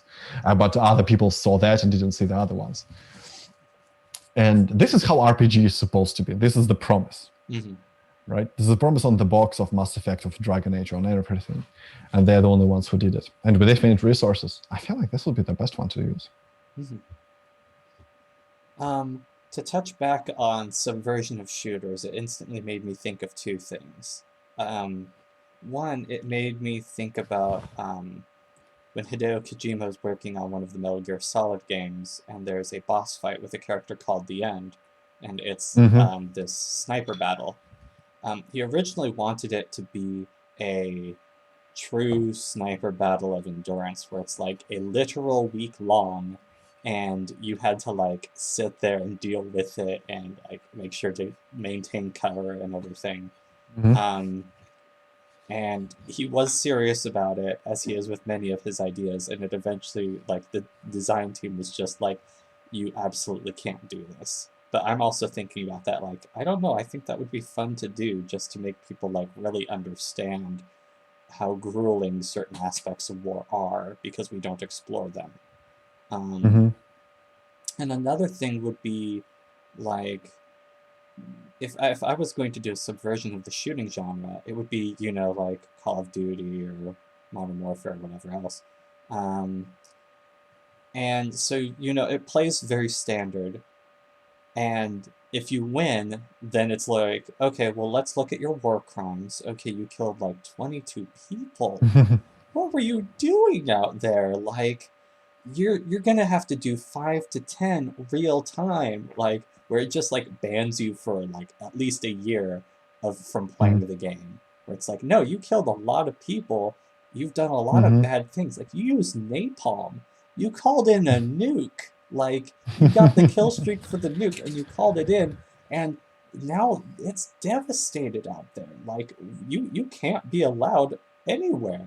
Because I think that would be interesting to, like, okay, now you've killed people, now let's put you through the tribunal, or let's make you fill out the paperwork for doing all of this, and that sort of thing. A mix of Papers, Please and Bad Boys, basically. Yeah. I would also like now that on both of these topics, like on the latter, it also would be interesting to just make make Americans an enemy. Right. Yes. With the same resources. Like I had in the back of my head for a long time, and probably it will never happen because like it's specific circumstances of just making a Vietnam game where you play as Viet Cong, effectively. Because as far as I know, none of that exists in Medium or in movies or anywhere. And this would be an interesting research at least. And on the first one, that week-long sniper game, by itself, it sounds interesting. I can see why in the middle of Metal Gear Solid, that could be a good decision not to put it there. but on itself, it would be, I feel like an interesting concept, an interesting idea, especially when it's like waiting. It might be like Tamagotchi style game or something like that, but it's it's a premise that you can play around with. Mm-hmm. And I mean, I don't have an attention span to test it, Right. but you can.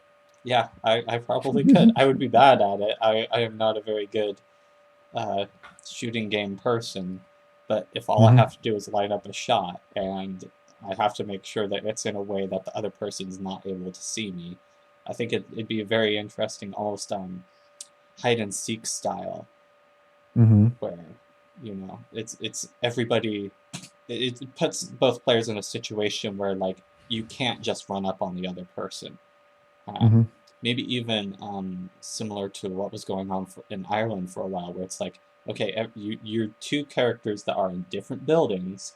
You know what building the other person is in, and you can't leave. But you both have a sniper rifle, so have fun trying to end the game. Like, and so it sort of would really just pit people against like, how long can I put up with this? And this is a real life situation that people had to deal with, because there would be other people watching, and like once you stepped out that door, that might be it. And so I'm interested not in the glory of battle, because people seem so focused on that, because the reality of difficult situations is the fact that nobody actually wants that. What you want is a glorious victory. You would like to be able to say at the end of the day, everything was worth it. But the reality for so many people is that it's not. And that's something that I at least know over here in the States, in Western media, that it is very, it's very glorified.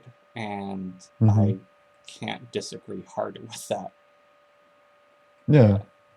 I mean, like it's maybe born in St. Petersburg, there is always the Siege of Leningrad as a looming, haunting ghost, which is like, it's, like World War II is like both the moment of glory and the moment of sorrow for Russia and Soviet Union in general. But for St. Petersburg, it's just sorrow. It's just death everywhere.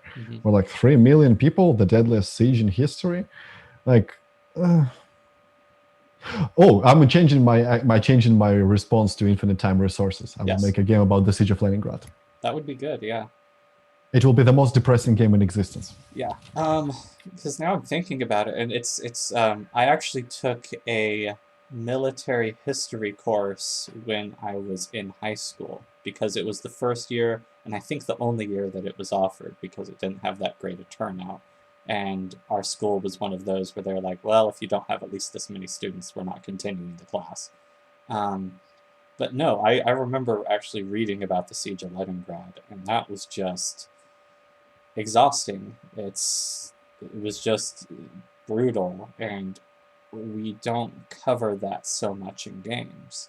Like, I mean, we cover brutality, absolutely, but we don't cover the misery of it,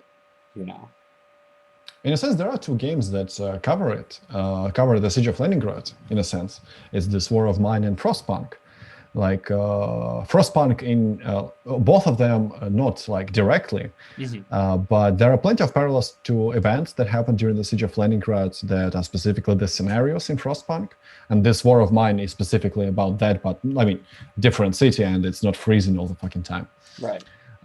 But I'm surprised that so far, like there are games that like follow the suit of this War of Mine. I believe there is a game by Stas Shostak, which is about a medic during war. But there are very little games that like focus on that part, because and my theory is that just we really know how to make killing people fun. We don't know how to make the other one fun. It's just a positive feedback loop in a sense.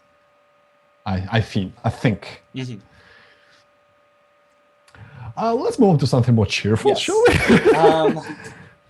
What do you like about making games? Oh, nothing at all. Commercially, I actually hate the process almost from end to end. I don't like pre-production as a writer. I don't like polishing as a writer. I don't like the development as a writer. which is why I do probably this as a hobby, because I can do it chaotically and in the way that I can do it. Like my writing approach is usually, I don't like to like iteratively do like, okay, so we do the synopsis, we do the outline, we develop on the outline, we develop on the script, develop on the synopsis. I write the synopsis, I rewrite the synopsis, I rewrite the synopsis, I write the synopsis. Oh, accidentally the synopsis becomes an actual story. Mm-hmm. And then the game is released, and that's it. So we just iteration, and with as little as possible deliberation beforehand. Because to me, like anything that I can do is Schrodinger's success. So like it might work well when its players see it, it might not. I have no idea. I no longer know how. But in these ones, I can actually do them. And I can experiment and nobody's stopping me. Right. But this is again like differentiation, which happened like what 3 hours ago in this interview. It's been a minute now, yeah. Like there's differentiation between games that I make for on itch and games that I make for my actual job. Yeah. And which I still think like are different game making areas in my life. Mm-hmm. And these ones are like actually like it's a freedom and liberation to do whatever the hell I want. I can set out to do it and I can do it. And I can switch gears. I can pivot at any point and nobody is stopping me and I'm responsible for nobody. And mm-hmm. nobody is responsible for me. And occasionally somebody is getting paid, but it's not the... I forgot the word, but it's not the first priority. Right. So what would you say is the thing that you really don't like about making games? Just pre-production, really, or? I would put on the hate monument the pre-production. Pre-production with other people, not because of other people, just because pre-production for writers that works this way. Mm-hmm. And this has nothing to do with the games I do on itch, because there is no pre-production. I just, cool. Yeah. But with other ones, like among writers and narrative designers, there is always this narrative of let's hire narrative designers at the beginning, at the pre-production or stuff like that. And I hate this narrative. I mean, for most people, like it works out. Like I hate it personally. This is personal feelings. This has nothing to do with like industry doing something wrong. Of course, you plan well, there's less crunch and stuff like that. But to me, talking about a game when the game mechanics don't exist yet, as in there is no vocabulary of mechanics, we have no idea what the game is going to be, which is what pre-production is supposed to be, to figure out what the game is. It's just hell, because there will be then a conversation about the world for a story that doesn't exist yet. There will be a lot of work that doesn't need to be done, mm-hmm. but some people will put focus on the work that doesn't need to be done, but they think that it really needs to be done. All that stuff that basically, I just don't see a point of doing it right now. We can do something different. We can prototype the thing. We can quickly try this thing, or just do a separate game that just sets this narrative specifically. And of course, like it doesn't happen, and because pre-production is supposed to work differently. And so, like to me, it's just coming on like, I like coming to the projects on like post-production stage where all the levels are made, and we just need somebody to write cutscenes or whatever, because it's easy money. I have all the power, mm-hmm. effectively, because like, yeah, I mean, will you remake this level? No, you won't. Right. So just do what I say. This is the only way. Do you have other way? Yeah, cool. Do that. I mean, no responsibility, and also like if I do a good job, cool, I did a good job despite it being Polish. If I did a shit job, I mean, I was asking post-production, literally complete freedom of responsibility. I love that part. Mm-hmm. But pre-production, and I do not like it. Although I would say the caveat is, not the caveat, but the exception is making it with people you actually trust and you believe in. That one is extremely, extremely darn pleasing. Especially with people who are willing not only take you at your word, of like this might be cool, but also like you're willing to take those people up on their word, and you just try things until you get something successful. Its source was probably which was with Lucas, my friend. We're kind of both a mixed bag of mm-hmm. like what we can do. And we just switched areas. So I'm doing VFX, he is doing programming. I'm doing programming, he is doing the art design, and so on and so on. And we switched like every 3 hours or so. Mm-hmm. And we both complemented each other, because I am chaos and Lucas is extremely organized. Mm-hmm. And also his programming is much better. most of his programming is more rigid and it takes a while to make it. My programming is chaotic, but also it makes stuff faster. And we complemented each other, and we also trusted each other. And that was like probably one of my most. And it had a pre-production stage, which was fun.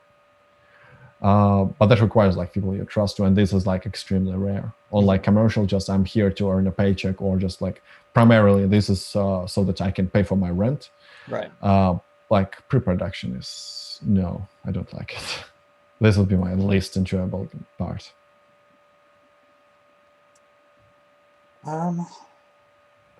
Is there something in games that you feel like we'll all have to incorporate at some point? Whether it's, voice acting or... Do you mean in the future, or just even right now, like just the next game, or in general? I mean, going forward, as technology continues to advance, as games are expected to have bigger budgets, or you can say now. I say it's the same as everywhere. Like there will be mainstream expectation of certain thing, of certain graphics, of certain art style of voice acting, and especially if they become cheaper, for example, or you could do it programmatically, for example, like you could do with voice acting the same thing that you can do with animation, for example. But like, I mean, we can't produce voice and sound data of actual speaking without a person speaking, which makes it expensive, which might make it cheaper expensive. There might be a trend like screen shake, for example. Before Vlambeer popularized it, nobody was using screen shake. Yeah. And then everybody is using screen shake. There might be trends that do, and this is a resilient trend. It's not like a year of the bow. This is no. Screen shake happened, and it's here to stay. The whole field thing. Or another thing, there would be like trends or something like that of school. Like technologically, I think it's all over the place. It might be the same way that the mouse didn't exist until somebody put it in the game as an actual controller for the first-person view. Somebody put it in there. Like, I mean, it's a long way to say I have no idea. VR, maybe, but probably not, I would say. Voice acting, unless the technology goes some way. Sound design proper, I mean, we'd rather use it. We don't have to do anything.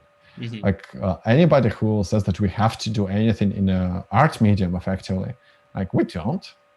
No, you're not my mom. Get out of my house. Who are you? I didn't invite you. How'd you get a key? Yeah, I mean accessibility. Yeah, accessibility. That would be a good answer.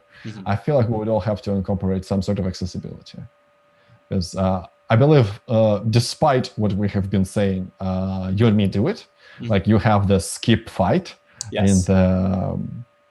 And I thank you for that. Yeah, no. Well, the focus on that, I first put it in for testing, just because I was like, okay, I can't keep doing this. Like, I need to get to the next thing, because getting through each of these kind of takes a little while, even though I know what everything does.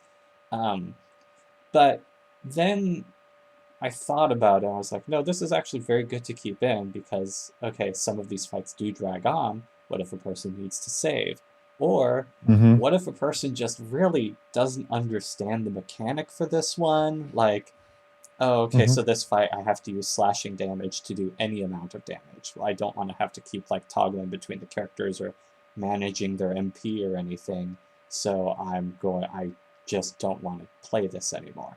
So I left the skip option in, because I was like, well, there's going to be some things that people just don't enjoy. And even with the final boss fight, I considered keeping it off of that, because I felt like people should have to deal with it. But at the same, because I mean, if it's the final fight, but then because of how I ended up deciding on how to do the final boss, I thought, no, if people want to just be done with this, if they came this far, they should be allowed to just be like, you know what, credits, I'm out. Like, so yeah, no, it's very basic accessibility, but I feel like it's something that, my game isn't a roguelike where, killing things and winning in any sense really is the point. The point is the comedic aspect and, trying to get through things. And if you don't enjoy the gameplay, I'm not going to make you suffer for it. Yeah. At least with that game. Yeah, and I guess being simpler as shit, simpler, much simpler. But I like for a single bug, like there is actually content warning frustration, right? Because I would assume people, and also like the cutting down on the mechanics and randomization, it just was like, yeah, I mean, I don't want people to be frustrated for that much. Like there is consideration on how they want to do it. Mm-hmm. And with going forward, I want to make a bunch of stuff that I can put into every single one of the games that just like would allow more people to enjoy them in terms of like the physical. I don't remember the correct word to use, but like with physical, like the eyesight situation or color vision or something like that. And I want to use it because like, why the hell not? And I want to be a dick to a player for those reasons. I want to be a dick to the player for a specific fucking reason. Right. I want to be a dick to the industry and to the medium, not to the player who is doing it. Although I still want to somehow, and this is just an intent less than a game idea even, to just be a real dick to the whole gamer culture. Yes. The capital G trademark symbol at the end, gamers. Exactly, yeah. Because that part is annoying. Yeah. To say the least. Yes. No, that's something that I'm very happy with, is the fact that the games that I make are so niche, I don't get very many of those people. So I'm glad to not have them be the ones that are messaging me about things, because I can't stand that.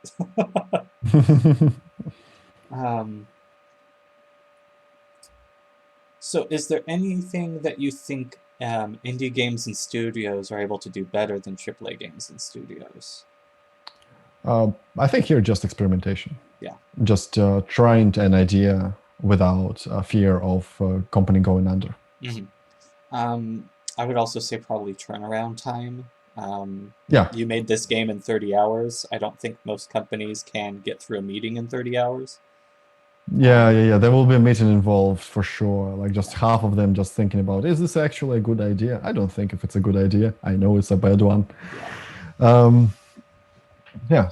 I think this is like every company can do anything, but the experimentation is specifically our thing. I mean, like there is a way to make a game the scope of GTA. Caves of Cute is basically bigger than GTA, but like there are always just different, tradeaways. But the experimentation specifically, this is indie. This is indie, and this is indies that have no fear. Yes. And a side job. Right. Do you have any advice for people who want to get into making games? As much of a thing, advice is like your mileage may vary sort of thing. Anything you want to say? First, just try to learn how to make shit fast. I mean, the usual fail faster. Make game faster is just fail faster. And seeing the university crowd and actually students of like 18 to 20 years old because like I was doing masters when I was 30, and everybody was like, bachelors were like basically babies to me. Look at like just try to put somewhere like in the schedule of like I don't know, one Friday a month, just play some weird shit. Like completely outlandish weird shit, or watch some outlandish weird shit that you would never thought you would actually enjoy, because this is like I would have never guessed I would have liked to make those games. Like 30 Howl was the first one where it was like, again, a combination of panic and just watching. I was given Allen Ginsberg Howl to adapt. This was university project, and I also watched Twin Peaks season 3. And this is what happened. I also discovered that shaders are the shit. And 30 Howl was basically just shader festival. And that was a complete accident. But I got it because I received Allen Ginsberg. I was a fan of Twin Peaks because I watched Twin Peaks before that, which was something older. And generally I got into the shaders. Basically, it's like just open mind and holisticity in a sense. and to me, it was weird stuff that just like kept beckoning until I figured out, yeah, this is what I like to do. Because I like, but until I was 30, I had no fucking idea I won't make games, this kind of games or something. Mm-hmm. Like, this just never happened, never occurred to me. And there are plenty of people who are like, for whom game industry is literally just AAA, or even worse, AAA in their country, which is even more annoying, probably. Mm-hmm. And I mean, just to get into making, just plus like. With an example of 12-ounce mouse, unless you know that 12-ounce mouse exists, you don't know that you can. I mean, everybody can draw a 12-ounce mouse. Right. This is not a debate. Everybody can do it, at least first season. Mm-hmm. But the story is a different thing. So, but this scene, like how somebody can make like an actual game, something look like shit and still get away with it. This like gives you a certain liberty to make crap and still try to do some certain things with it and figuring out what you like and what you don't like. Mm-hmm. And maybe try different areas on what you can do. Because like I've been trying to do a little bit of drawing. I'm still bad at it, but I'm willing to learn. Some music, VCV Rec again also does that. I do programming and writing necessarily. I don't like game design. It annoys the shit out of me because it's like always about fun and math. And both of those things are not something I'm good at. I mean, the math. Fun is, I guess I'm good at it at some point. Anyway. Yeah. And just like open mind, probably the best part. Because it's art. And effectively, you wouldn't know what kind of art you want to make until way far. So like just start early. Mm-hmm. I think the best thing that any newbie can say, I have no idea what kind of games I want to make. I've been in this industry for like 3 years or something. The other problem is that in 4 years, they will be completely burnt out and will become the veterans. But still. Okay, well, that ends our game questions. So now we move on to the ending survey. So let's get to know you a little better about some interesting topics. What would you say is your favorite virtue? We will go off Bible. We'll not go the cardinal virtues or whatever. Yeah. I'd say I would honestly say it's ambition in some sense. In terms of favorite, I'm not going to say it's good, but I like people who have certain ambition to them. Mm-hmm. Like it's definitely something that invites me to people. And just the ambition. I mean, the ambition is different from ambitions, but it's some purpose and drive force that exists. And probably the better if it's a drive force that is different from the accepted societal norm in a sense. Where I mean, I don't say anything bad in other ones, but from this one, like success in terms of financial success, just earn a fuckload of money as just its own ambition. Like I mean, that's kind of boring to me. Mm-hmm. But a person who is like, oh, let's just call it ambition, conviction. Yeah, conviction specifically. Mm-hmm. Like it's like because I think an accountant who is really into numbers would be one of the most interesting people to talk to, especially about numbers. I mean, as an example, again, Tiffany, like I would usually, unless I would have talked to her for about half an hour and like we just met in a different setting, I would consider her like to be like one of the most boring people in existence because this is like business development and marketing. But then she has an extreme passionate in those things and conviction in this thing that it's just contagious. You just want to listen to this stuff. Have you ever talked to her about coffee before? I'm afraid to do that because we both have strong opinions about it, and I'm afraid this will be the end of our friendship. Yeah, I don't have strong opinions about it, and wow, she knows, like, she goes into the history of it. She talks about, like, third and fourth wave. I'm like, I did not know that these were things at all. Like, it's so far removed from my own knowledge base, and so yeah, I do. It's really enjoyable to listen to people like that who are really passionate about a thing that you might not even know really exists in that sort of sense. Yeah. I don't know if it makes most interesting people or something, but I just like it in people when there is like, okay, this person is actually enjoying life on the at least like knowledge based area. Right. It's necessary. What would you say is the principal aspect of your personality? Impulsivity, for sure. Poor impulse control, we call it that. And I have no idea if it's ADHD or not. Psychiatrists remain divided. But I think the best decisions I have made were literally impulse decision. Going for the second master's, impulse decision. Going into video games, it's impulsive decision that was sustained over the time. Impulse decision to make Baby Labor, 30 Hal, all of them. It was, at some point, I felt like this would be a cool idea, and I forgot to think about the problems and issues that will be results of these decisions. And I just did it. I think that this is the part that I think brought me the most joy, at least. What are your favorite qualities in a person? I'm gonna cheat and just choose conviction again. I'm just gonna cheat and choose conviction again. Okay. What do you appreciate the most in your friends? I'm gonna give me at least one other trait. This point is I'm appreciate most in your friends. I'm gonna favorite quality. I'm gonna do the open mind part, where you're not dismissing any idea or any concept or anything just right away because it's like weird, and it's just open mind where you are giving like, okay, tell me about it, something like that, because it makes it. I think it makes the world better in general. The thing that I appreciate most in my friends, I can't use conviction even here.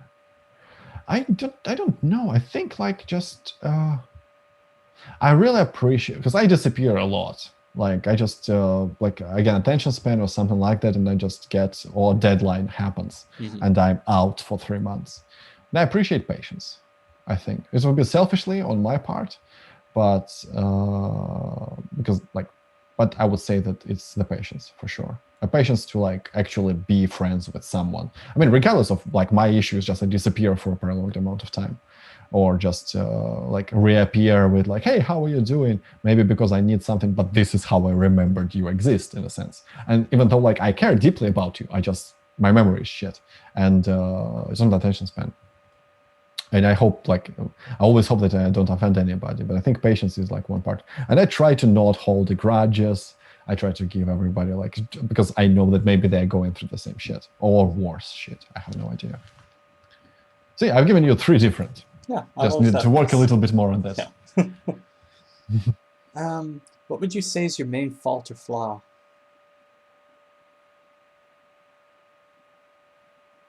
The impulsiveness would be one of those, but this is kind of like, oh, it's my curse, and it's my nah, this is not right. Attention span, the poor attention span.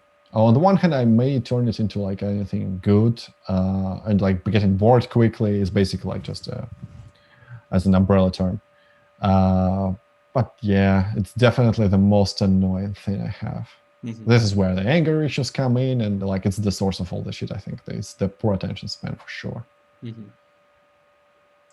What's your favorite way to spend time? I would say movies. I actually really enjoy just watching movies, and a lot of movies. This is if we're talking free time. I can't say writing is my favorite way to spend time, because this isn't what I do in free time. Unless I'm getting paid, I will not write anything, unless it's part of the game that I'm making on the side. Well, I mean, the question is your favorite way to spend time. I don't ask for free time, but I should hope that you have free time. You know what? I'm going to say running. I'm going to go for it different completely. And I'm going to say running because at this point, I'm actually doing it as a procrastination in a sense. Like I'm actually running away from my problems. Right. And at this point, I'm getting better at it. I think the other day I tweeted that I have first time when I set out to run 15 kilometers and I actually did it. And I felt good about it after it. Yeah. And, this is the part where I'm proud of my physical achievement, which still feels wrong on account of I have never had any until like 4 years ago when I started running. What I'm going to say is that. And also right now I'm running in St. Petersburg. So I have, and I love the city to bits, and especially running around the embankments, of which we have a fuck ton. It's 97 rivers. Mm. All of them have embankments. And this is legitimately like one of my favorite way to spend time, because I run around the city, I see the city, I'm by the river. I don't have any panic or anything, because like for sort of somehow running just clears your head completely, and you don't think, period. Maybe you wander or something like that, but you wonder about like daydreaming, maybe. Like it's not like, oh, how will I get to work or something like that. No, you set out, and in about half an hour you will be like kilometers away from your house. So like, I mean, yeah, this is me just, committed to this part. I might as well just think about, I don't know, this river is cool. Yeah. And it's really enjoyable and peaceful. And I'm gonna go with running. Yeah. I think this is the best I can get without actual, like, even like legs hurting, chafing, all that stuff. It's like feels absolutely perfectly worth it. Yeah, I feel like running is the best response I can have.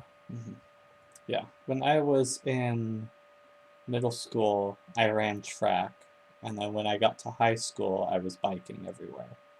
And yeah, it is nice to have that sort of just physical activity where everything's going by, and you have to maintain like a basic level of concentration on like where you're going, like make sure you don't hit a car or something. But beyond that, you really just hit your stride where you're in just the moment of the action.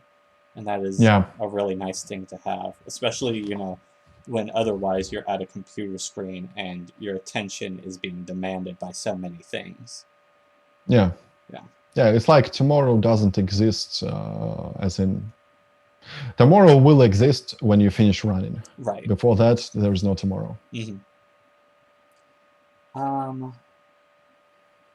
What is your idea of happiness? I'm gonna segue that it's the absence of tomorrow, actually. That is just there is only this day and that's it. Not in the sense of Groundhog Day, and that will be finicky metaphysical shit, but in the sense that you don't need to worry about tomorrow. That whatever tomorrow bring, it doesn't matter. You have resources and everything to deal with it. Because I think tomorrow is the worst concept in existence. Because anything can happen tomorrow, but like right now from where I am, like there's a bunch of shit that can happen tomorrow, theoretically, that will ruin my fucking everything. And I'm not prepared for it. And I think the idea of happiness is just being prepared for this shit. It still will happen. It still will be the experience, but it will be somewhat of a experience that can be mitigated. Even bad shit can be mitigated. Right. I would say. What is your idea of misery? Working on match 3 as a writer. Moving on. Yeah, I have nothing to add to that. Yep. If not yourself, who would you like to be? Living or dead? Whoever. Fictional. I skipped this question. I feel like this would be the question that I should have prepared for. I missed its existence completely. Yeah, well, now we're here. Is this your idea of misery? We're not making match 3 or discussing it. I mean, perfect thing would be in the future somewhere where it's where I can where the body constraint is no longer matters, and actually like the cybernetics shit where it's like Marshall McLuhan, like really fascinates me. But that isn't part of the question. So like living or past. Well, I mean, I would still take that as an answer if you can, because I feel like that still qualifies the question, where if you could be anybody, it would be somebody at that time where you're able to not even have that as a concern or worry. But that would be still me, because this is a specific enjoyment and fascination with those parts. I feel like if it's not me at all, like I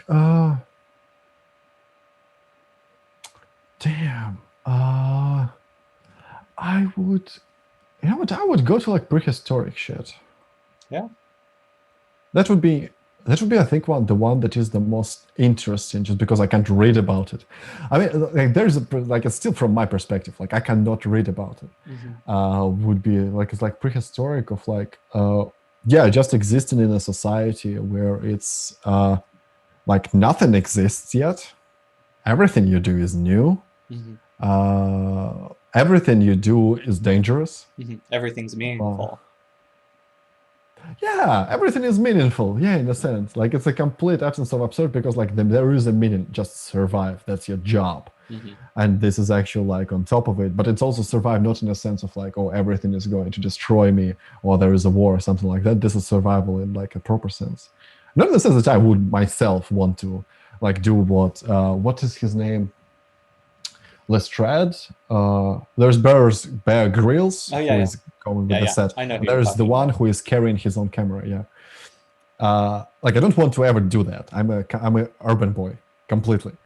But it's really fascinating, just like on the metaphysical part of how fascinating would everything be, how fascinating and terrifying everything will be, because nothing can be explained. Yeah. I don't think any period after agricultural revolution can be as innocent or completely brutal. I don't know. Right. Where would you like to live?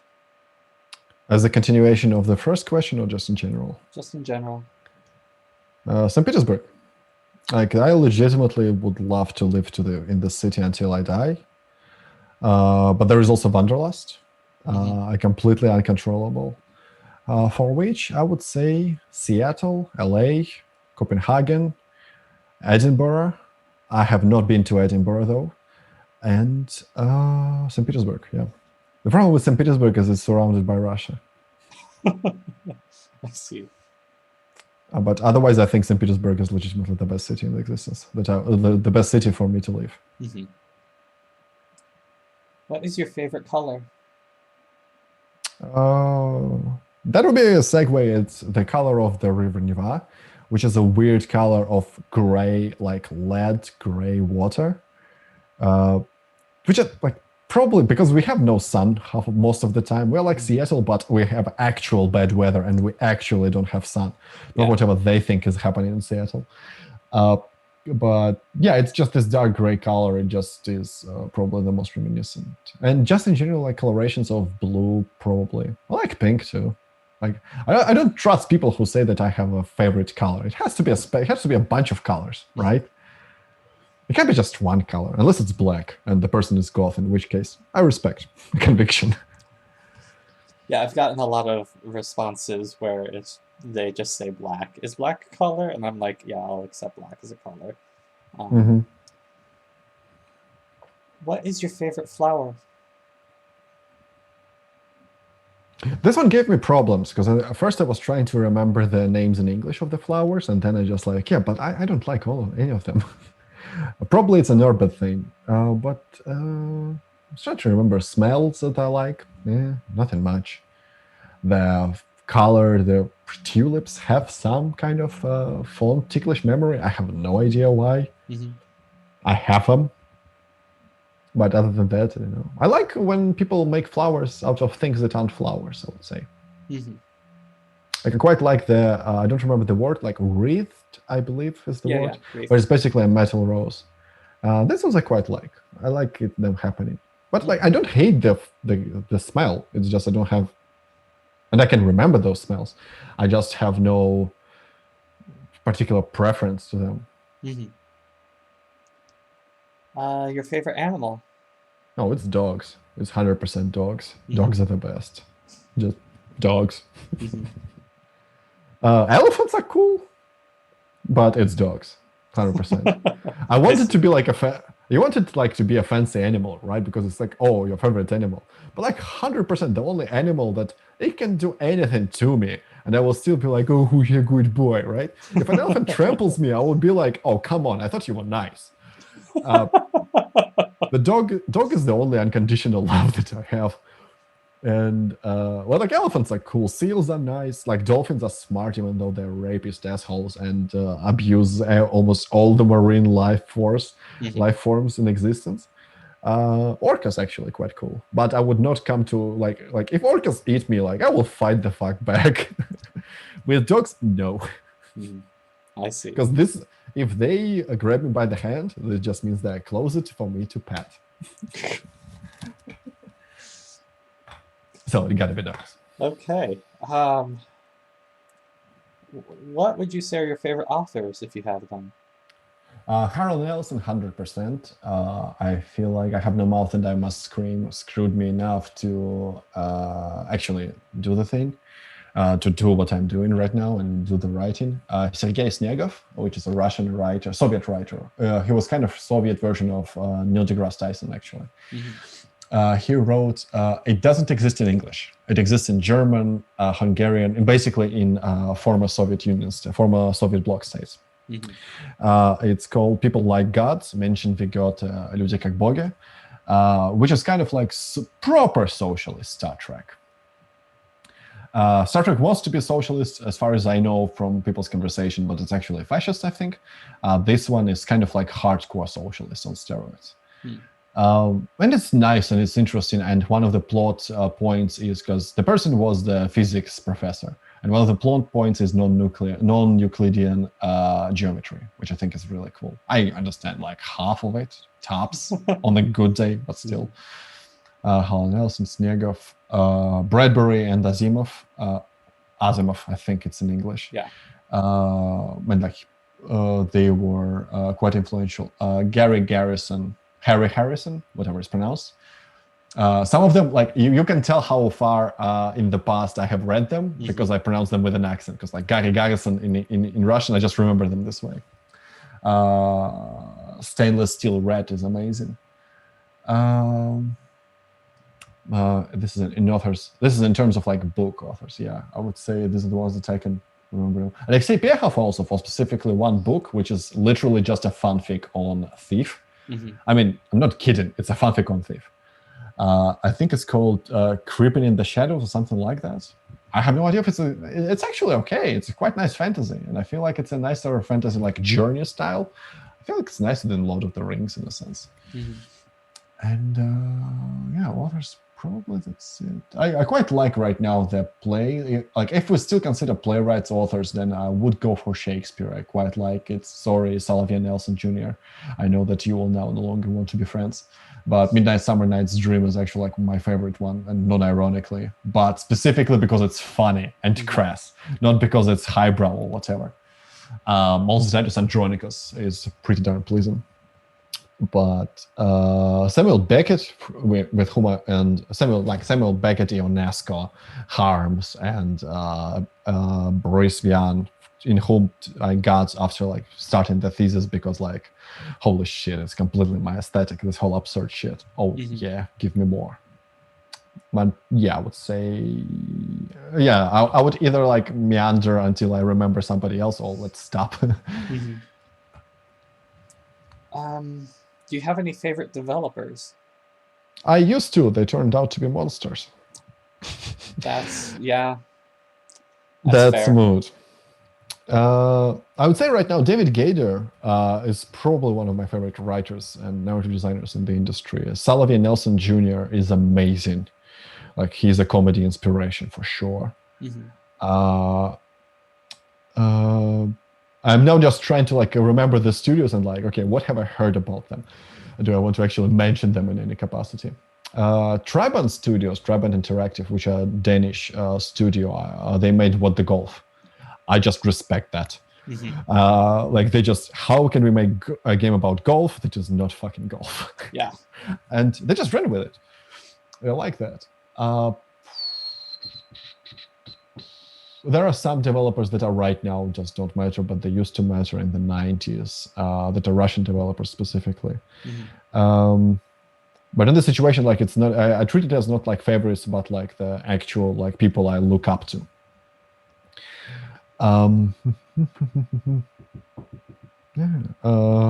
Emily Grace Buck is an amazing writer and narrative designer, and there is a bunch of stuff to learn from her. Charlene Putney, in terms of editing and work ethics, and a general skill of being weird.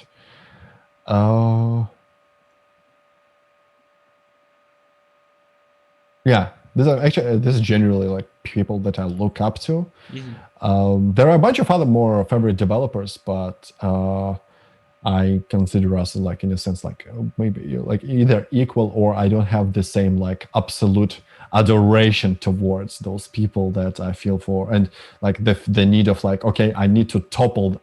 Like when I say like favorite developer in the sense of like aspiration and looking up to, I see them as a people on the throne that I have to bring down from it. I see. That like I have to destroy them to become one of them. It's the Highlander rules to me. So like I can coexist with some people. I feel like we were having fun and everything. And I can coexist with those people too. So I mean, Nelson is an amazing person, and David Gator, when I met him, is an amazing person.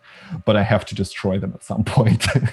This is the part of me. Like I think this is how I like favorite developer is for me. How I translate it into the actual feelings. I would say this, yeah. Do you have any favorite heroes or heroines, fiction or otherwise? I have to start obligatory with Gagarin and Laika. 100%.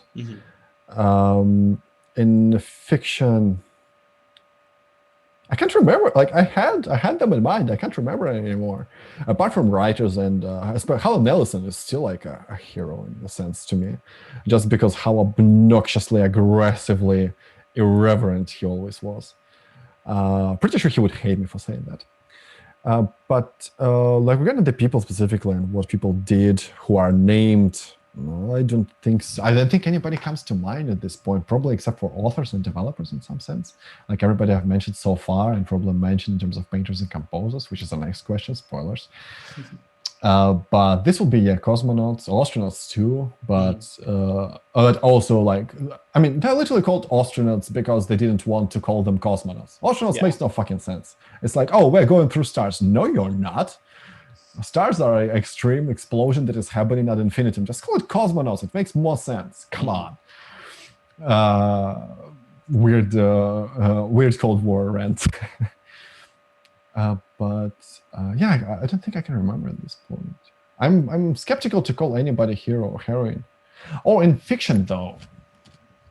In fiction though, also you have to rearrange, because at some point you watch them again and you are like, oh, this person is terrible, terrible, terrible person who has done horrible things. It's just you were showed this person from a specific perspective. Yeah, I'll accept villain if you think that they fit into the category. Oh, favorite villains. Oh, now that's a different question. I'm gonna say Kylo Ren, specifically from the 8th movie. If you played 30 Howl, specifically the sex scene, you know why. I actually buy certain parts where this certain franchises should be destroyed and rebuilt from the beginning. Kind of like what Kylo Ren, just specifically for this line, would be my favorite villain. Oh! Yeah, I'm covering both of them. Republic Commandos from Star Wars Republic Commando. I'm just going to live with that. All 4 of them are amazing, great, and they deserve a sequel. Jade from... Oh yeah, now the floodgate is open. Jade from Beyond Good and Evil 1.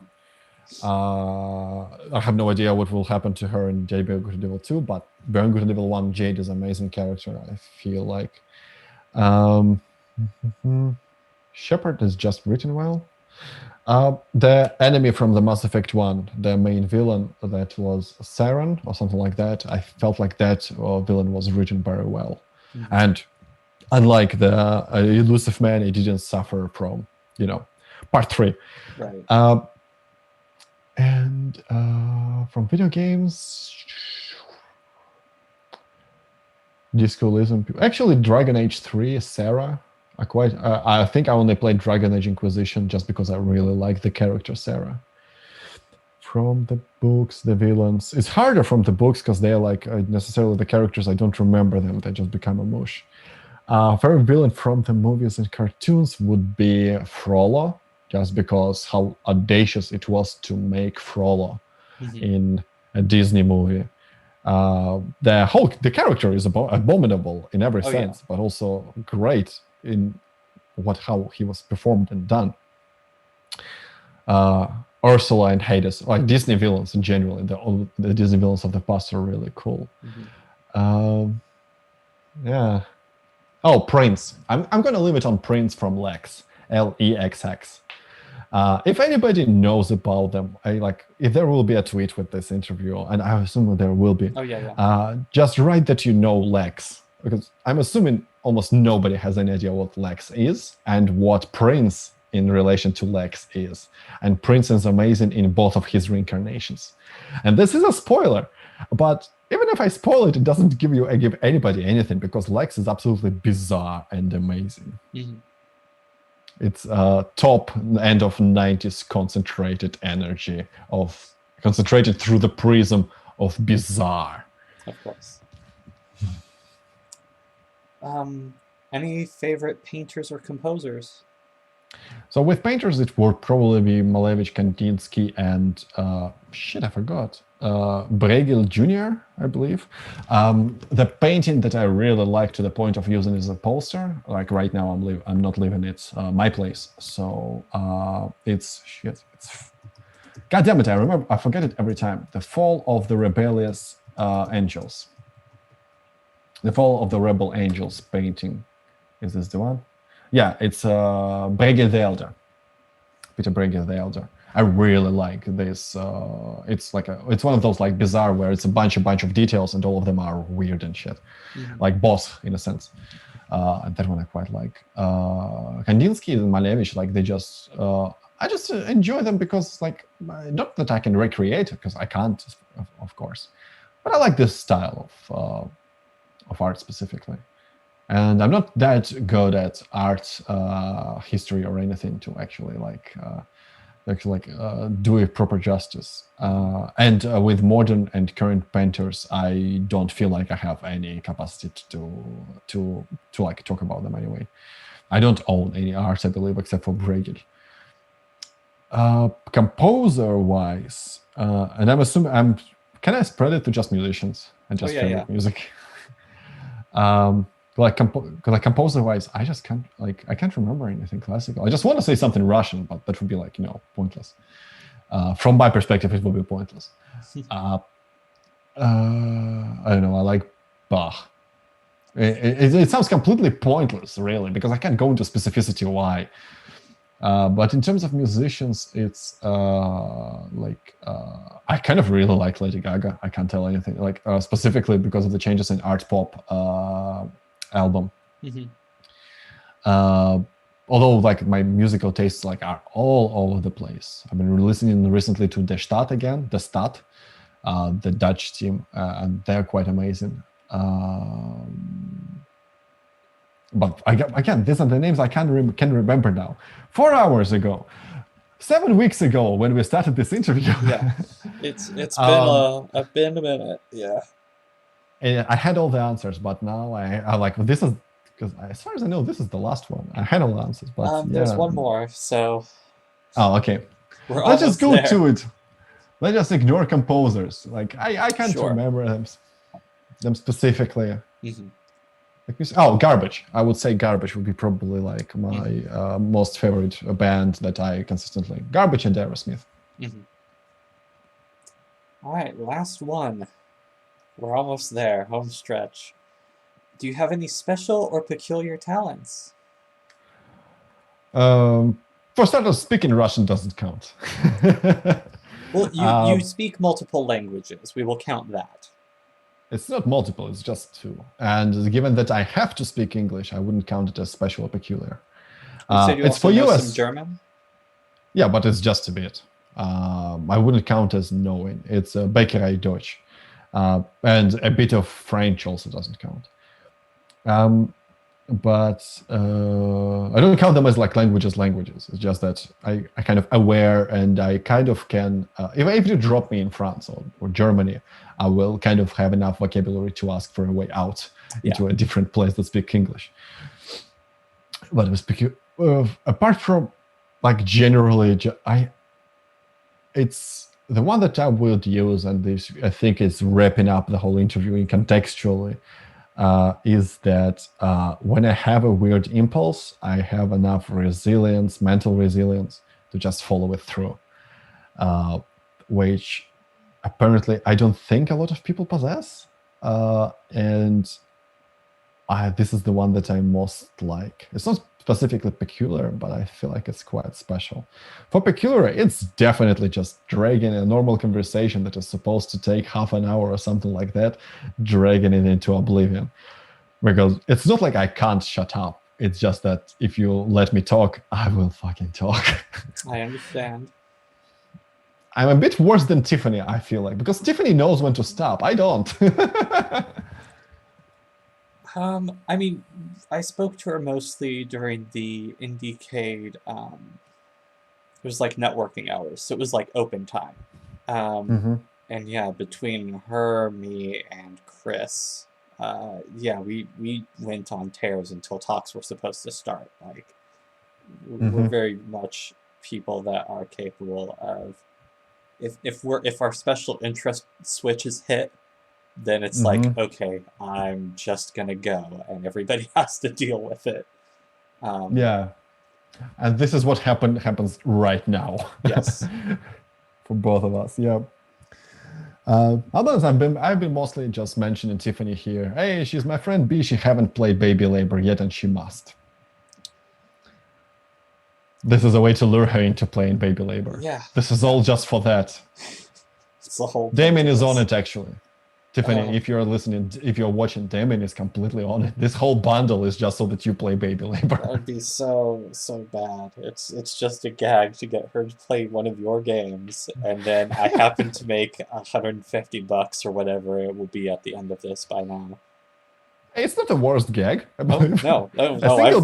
I've pulled worse. A single bug earned nothing from it. Oh, this was way worse. There's a tabletop game I made called Guilty Pleasure that's on my itch page. It is a tabletop game where you do not roll dice. You file paperwork. So it's like a traditional, like, adventure, assassin, whatever, like high fantasy nonsense. But you have to fill out a guild resume as your character sheet, and then that gets put, and it has to be converted to a guild roster form once it's accepted by a guild master after an interview. And then as you take quests, you have to file the proper forms to accept those particular quests, because there's different types. When you take a quest, you have to file a requisition form, and there's also a rental form, because some items are consumable and they're not useful to resell back. Other items are things like weapons and armor that the guild already owns that you can rent. And combat doesn't happen. It's incident reports. And so, yeah, everything's resolved through that system, whether it's like an avalanche or you have to climb over a pitfall or you get attacked by skeletons. There's health, there's fatigue, there's stress, there's hygiene, there's so many things. Because you have to file a psych evaluation, I'm assuming. It is my highest grossing game on itch. It has made $525 something. Like, most of that was from one person who just apparently really liked the game and wanted to support me. It's not even done. Like, it's a completely awful thing. Look, completing it would not be Kafkaesque at this point. Yeah. I mean, I might spend next month doing that, because, like, this bundle's paying for my groceries for this next month, so it's like, well, okay, I guess. But no, I totally understand that particular talent when it comes to seeing an awful idea through to the end. You do it in a whole different level, or maybe with a different approach. Yeah. I mean, we have discussed it again. So, like, I just find the shortest possible route to it. Yeah. And whereas you find I'm the a longest possible route. I'm a brutalist, really. I will attach things onto this, and I don't care if people like it. It's not meant to be experienced. It's meant to be looked at from afar, like a strange dog wearing a sweater, you know. You just put a bunch of distance between you and the dog, where you have to walk to the dog to realize that the dog is wearing a sweater. Yeah. I would just put a dog into the costume of a different dog. Right. Breed. Yeah, that's our differences in approach.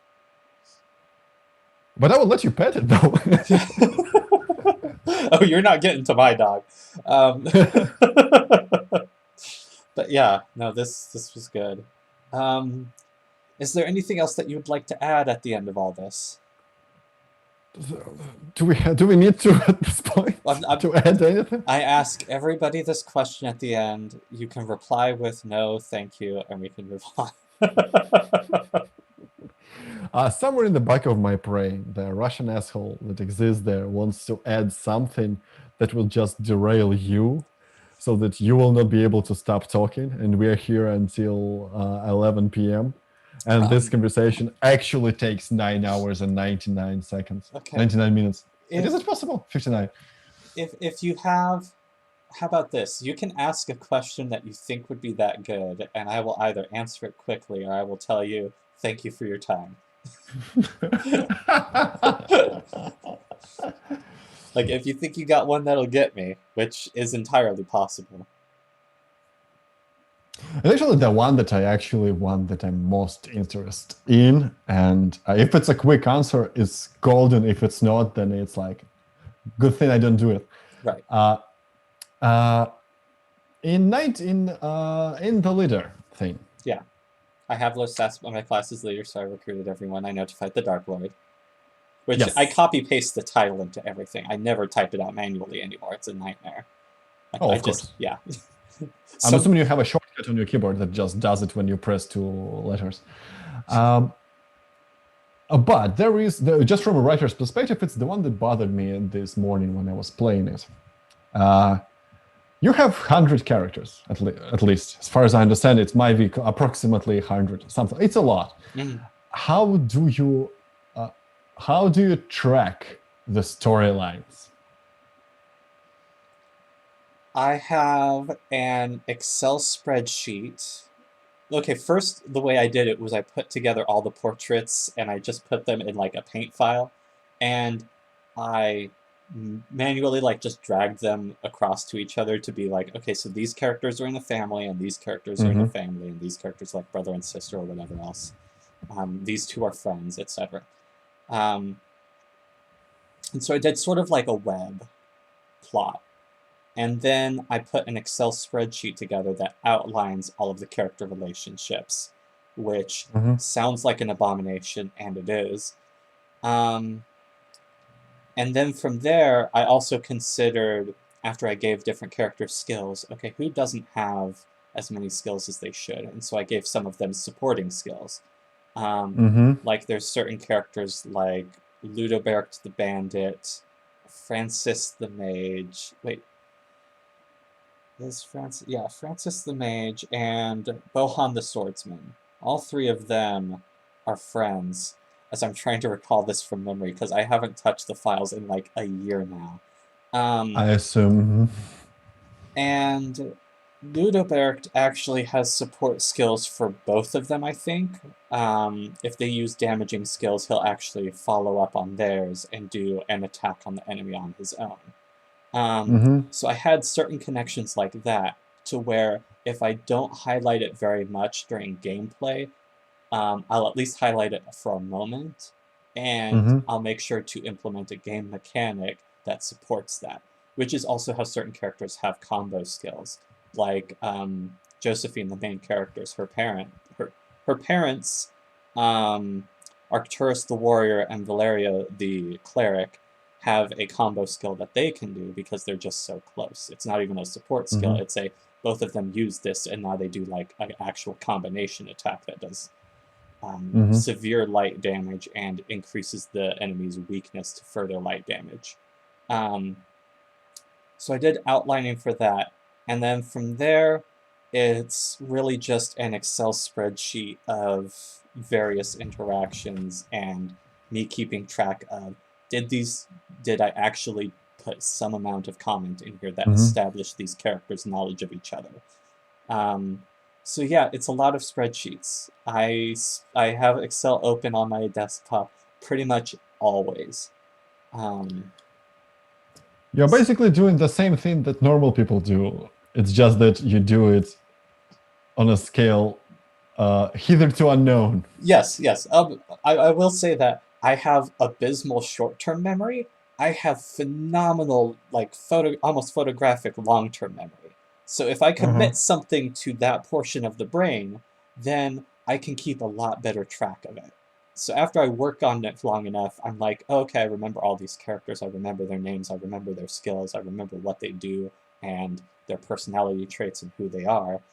Now I can get into, okay, let's actually really plot out this storyline as opposed to just working on these mechanics and figure out how I'm going to make mechanics that revolve around that specifically, and then how to make the interactions going forward. So that way I can actually put the cutscenes together, because doing cutscenes in RPG Maker is a hassle, but I need to do them, and I need to establish, yes, these characters interact. And then the player goes, oh, I wonder why, you know, do they actually have something going on with them? And then they can actually find out, like, through skills or something, like, oh, I could actually, like, use them together for this skill or whatever. So, yeah, that is my answer. It's not super short form, but it's at least, it was short enough for me to cover. Yeah. I was afraid of this answer because, like, I can't do that. I just, like, no, I can't do it if you pay me money. No, that's one thing I do take pride in, is the fact that I can talk about my games at any stage of development, because I know for certain no one will copy me. No one will want to do the thing that it is I'm doing. I found out after the game came out, there were 2 other games. One's called Tomb of Friends, and then there's another game that I'm blanking on, because I saw a speed run of it for RPG Limit Break 2018, I think. But these were both games that used as many, it basically broke the party limit that you have in RPG Maker. So Tomb of Friends is really just walking around and trying to recruit people. Like the initial scene of I have low stats, except that's the game. And so I'd get comparisons to that, and I was like, well, but it's not the same, because mine actually has, like, combat and all this other extra nonsense, and there's interaction, as opposed to the initial bit, and then that's it. And then the other game, actually, I think it's called My Revolution, or it's something like that. It actually is a snake game, so you need to manage where your party members are as you explore a dungeon while dodging enemies that you can run into and end up losing party members. And then the combat is really simplified, and you only have like 4 active at a time, and bosses will like one-shot party members, which will instantly get replaced with whoever was literally next in the chain, which I think is interesting, but those characters are literally like Pirate A, Pirate B, Pirate C, Pirate D, whereas mine actually have, like, these characters are important and have their own personality and interests, and I explore that a little bit with each one. If I really wanted to go in depth on a lot of them, it would be such an overblown game, but at least enough of them I go into, and then there's certain characters that I go into more, depending on how close they are to the main character. Like it would be such an overblown game? Yeah. I find... Yeah, I would like to do it, but that's a heinous amount of writing. Maybe I'll do a book or something at some point. What was it? Smash Brothers fanfic, the longest fanfic in the existence, and work of literature. The longest piece of English writing in existence. Like, they've compared it to novels. Like, Romance of the Three Kingdoms is like, what was it, 1/5 of the size? It's ridiculous. But yeah, I would like to do something like that eventually, but I would need to have maybe a little bit more of a stomach for it, because it's not quite far enough removed from me yet that I can go back to working on that project. Because that was a long part of my life. But yeah, no, I definitely do enjoy that, and that's how I manage things, is through awful spreadsheets and memorization. I mean, spreadsheet, like, again, this is like a normal tactics. It's just the scope is different. Yes, yeah. And that's the thing. I do appreciate the fact that, you know, there are people who also ask the question that I did, where it was like, well, why do we have, if we have all these characters, like in Chrono Cross, you get like 40 characters or something, but you're only able to have 3 active. And it's like, well, why is that? Why can't I use everybody at once? And this answers that question, because it's a hassle. Yeah, exactly. Yeah, it is a damn hassle. Yeah. So, anything else, or are we pretty well wrapped up at this point? I think it's enough. Okay. I mean, you definitely deserve your own interview, but this is not the day. Not today, Satan. No. that will be a day. Yeah. I'm do. low-key, my phone has been vibrating the whole time. I'm afraid what has happened after 3 hours that we have talking, because there is a work day, not my work day. I work this is not, this is my day off. But I'm afraid of what's happening and what if I'm required. But yeah. I will learn about it later. Yeah. I'm still only gonna do shit. It's my day off, so. Right. Okay, well, I think that is it for this recording. So, if you sat through all of this, thank you so much. And we are sorry. Yeah, I do apologize. I do try to keep these at roughly an hour, and this is absolutely not. So, thank you all so much for watching. And, any stuff you want to drop? Games, socials, etc. Yeah.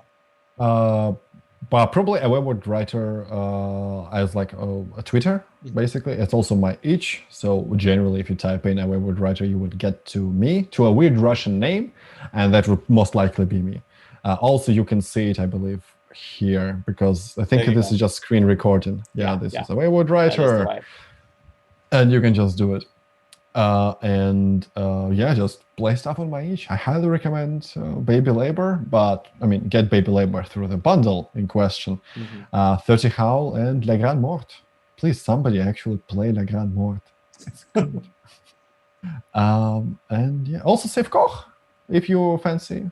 Save Koch, which is is a game that I've made with a couple of friends. This is an actual commercial product, but I had a lot of freedom on it, and I still have a share in it.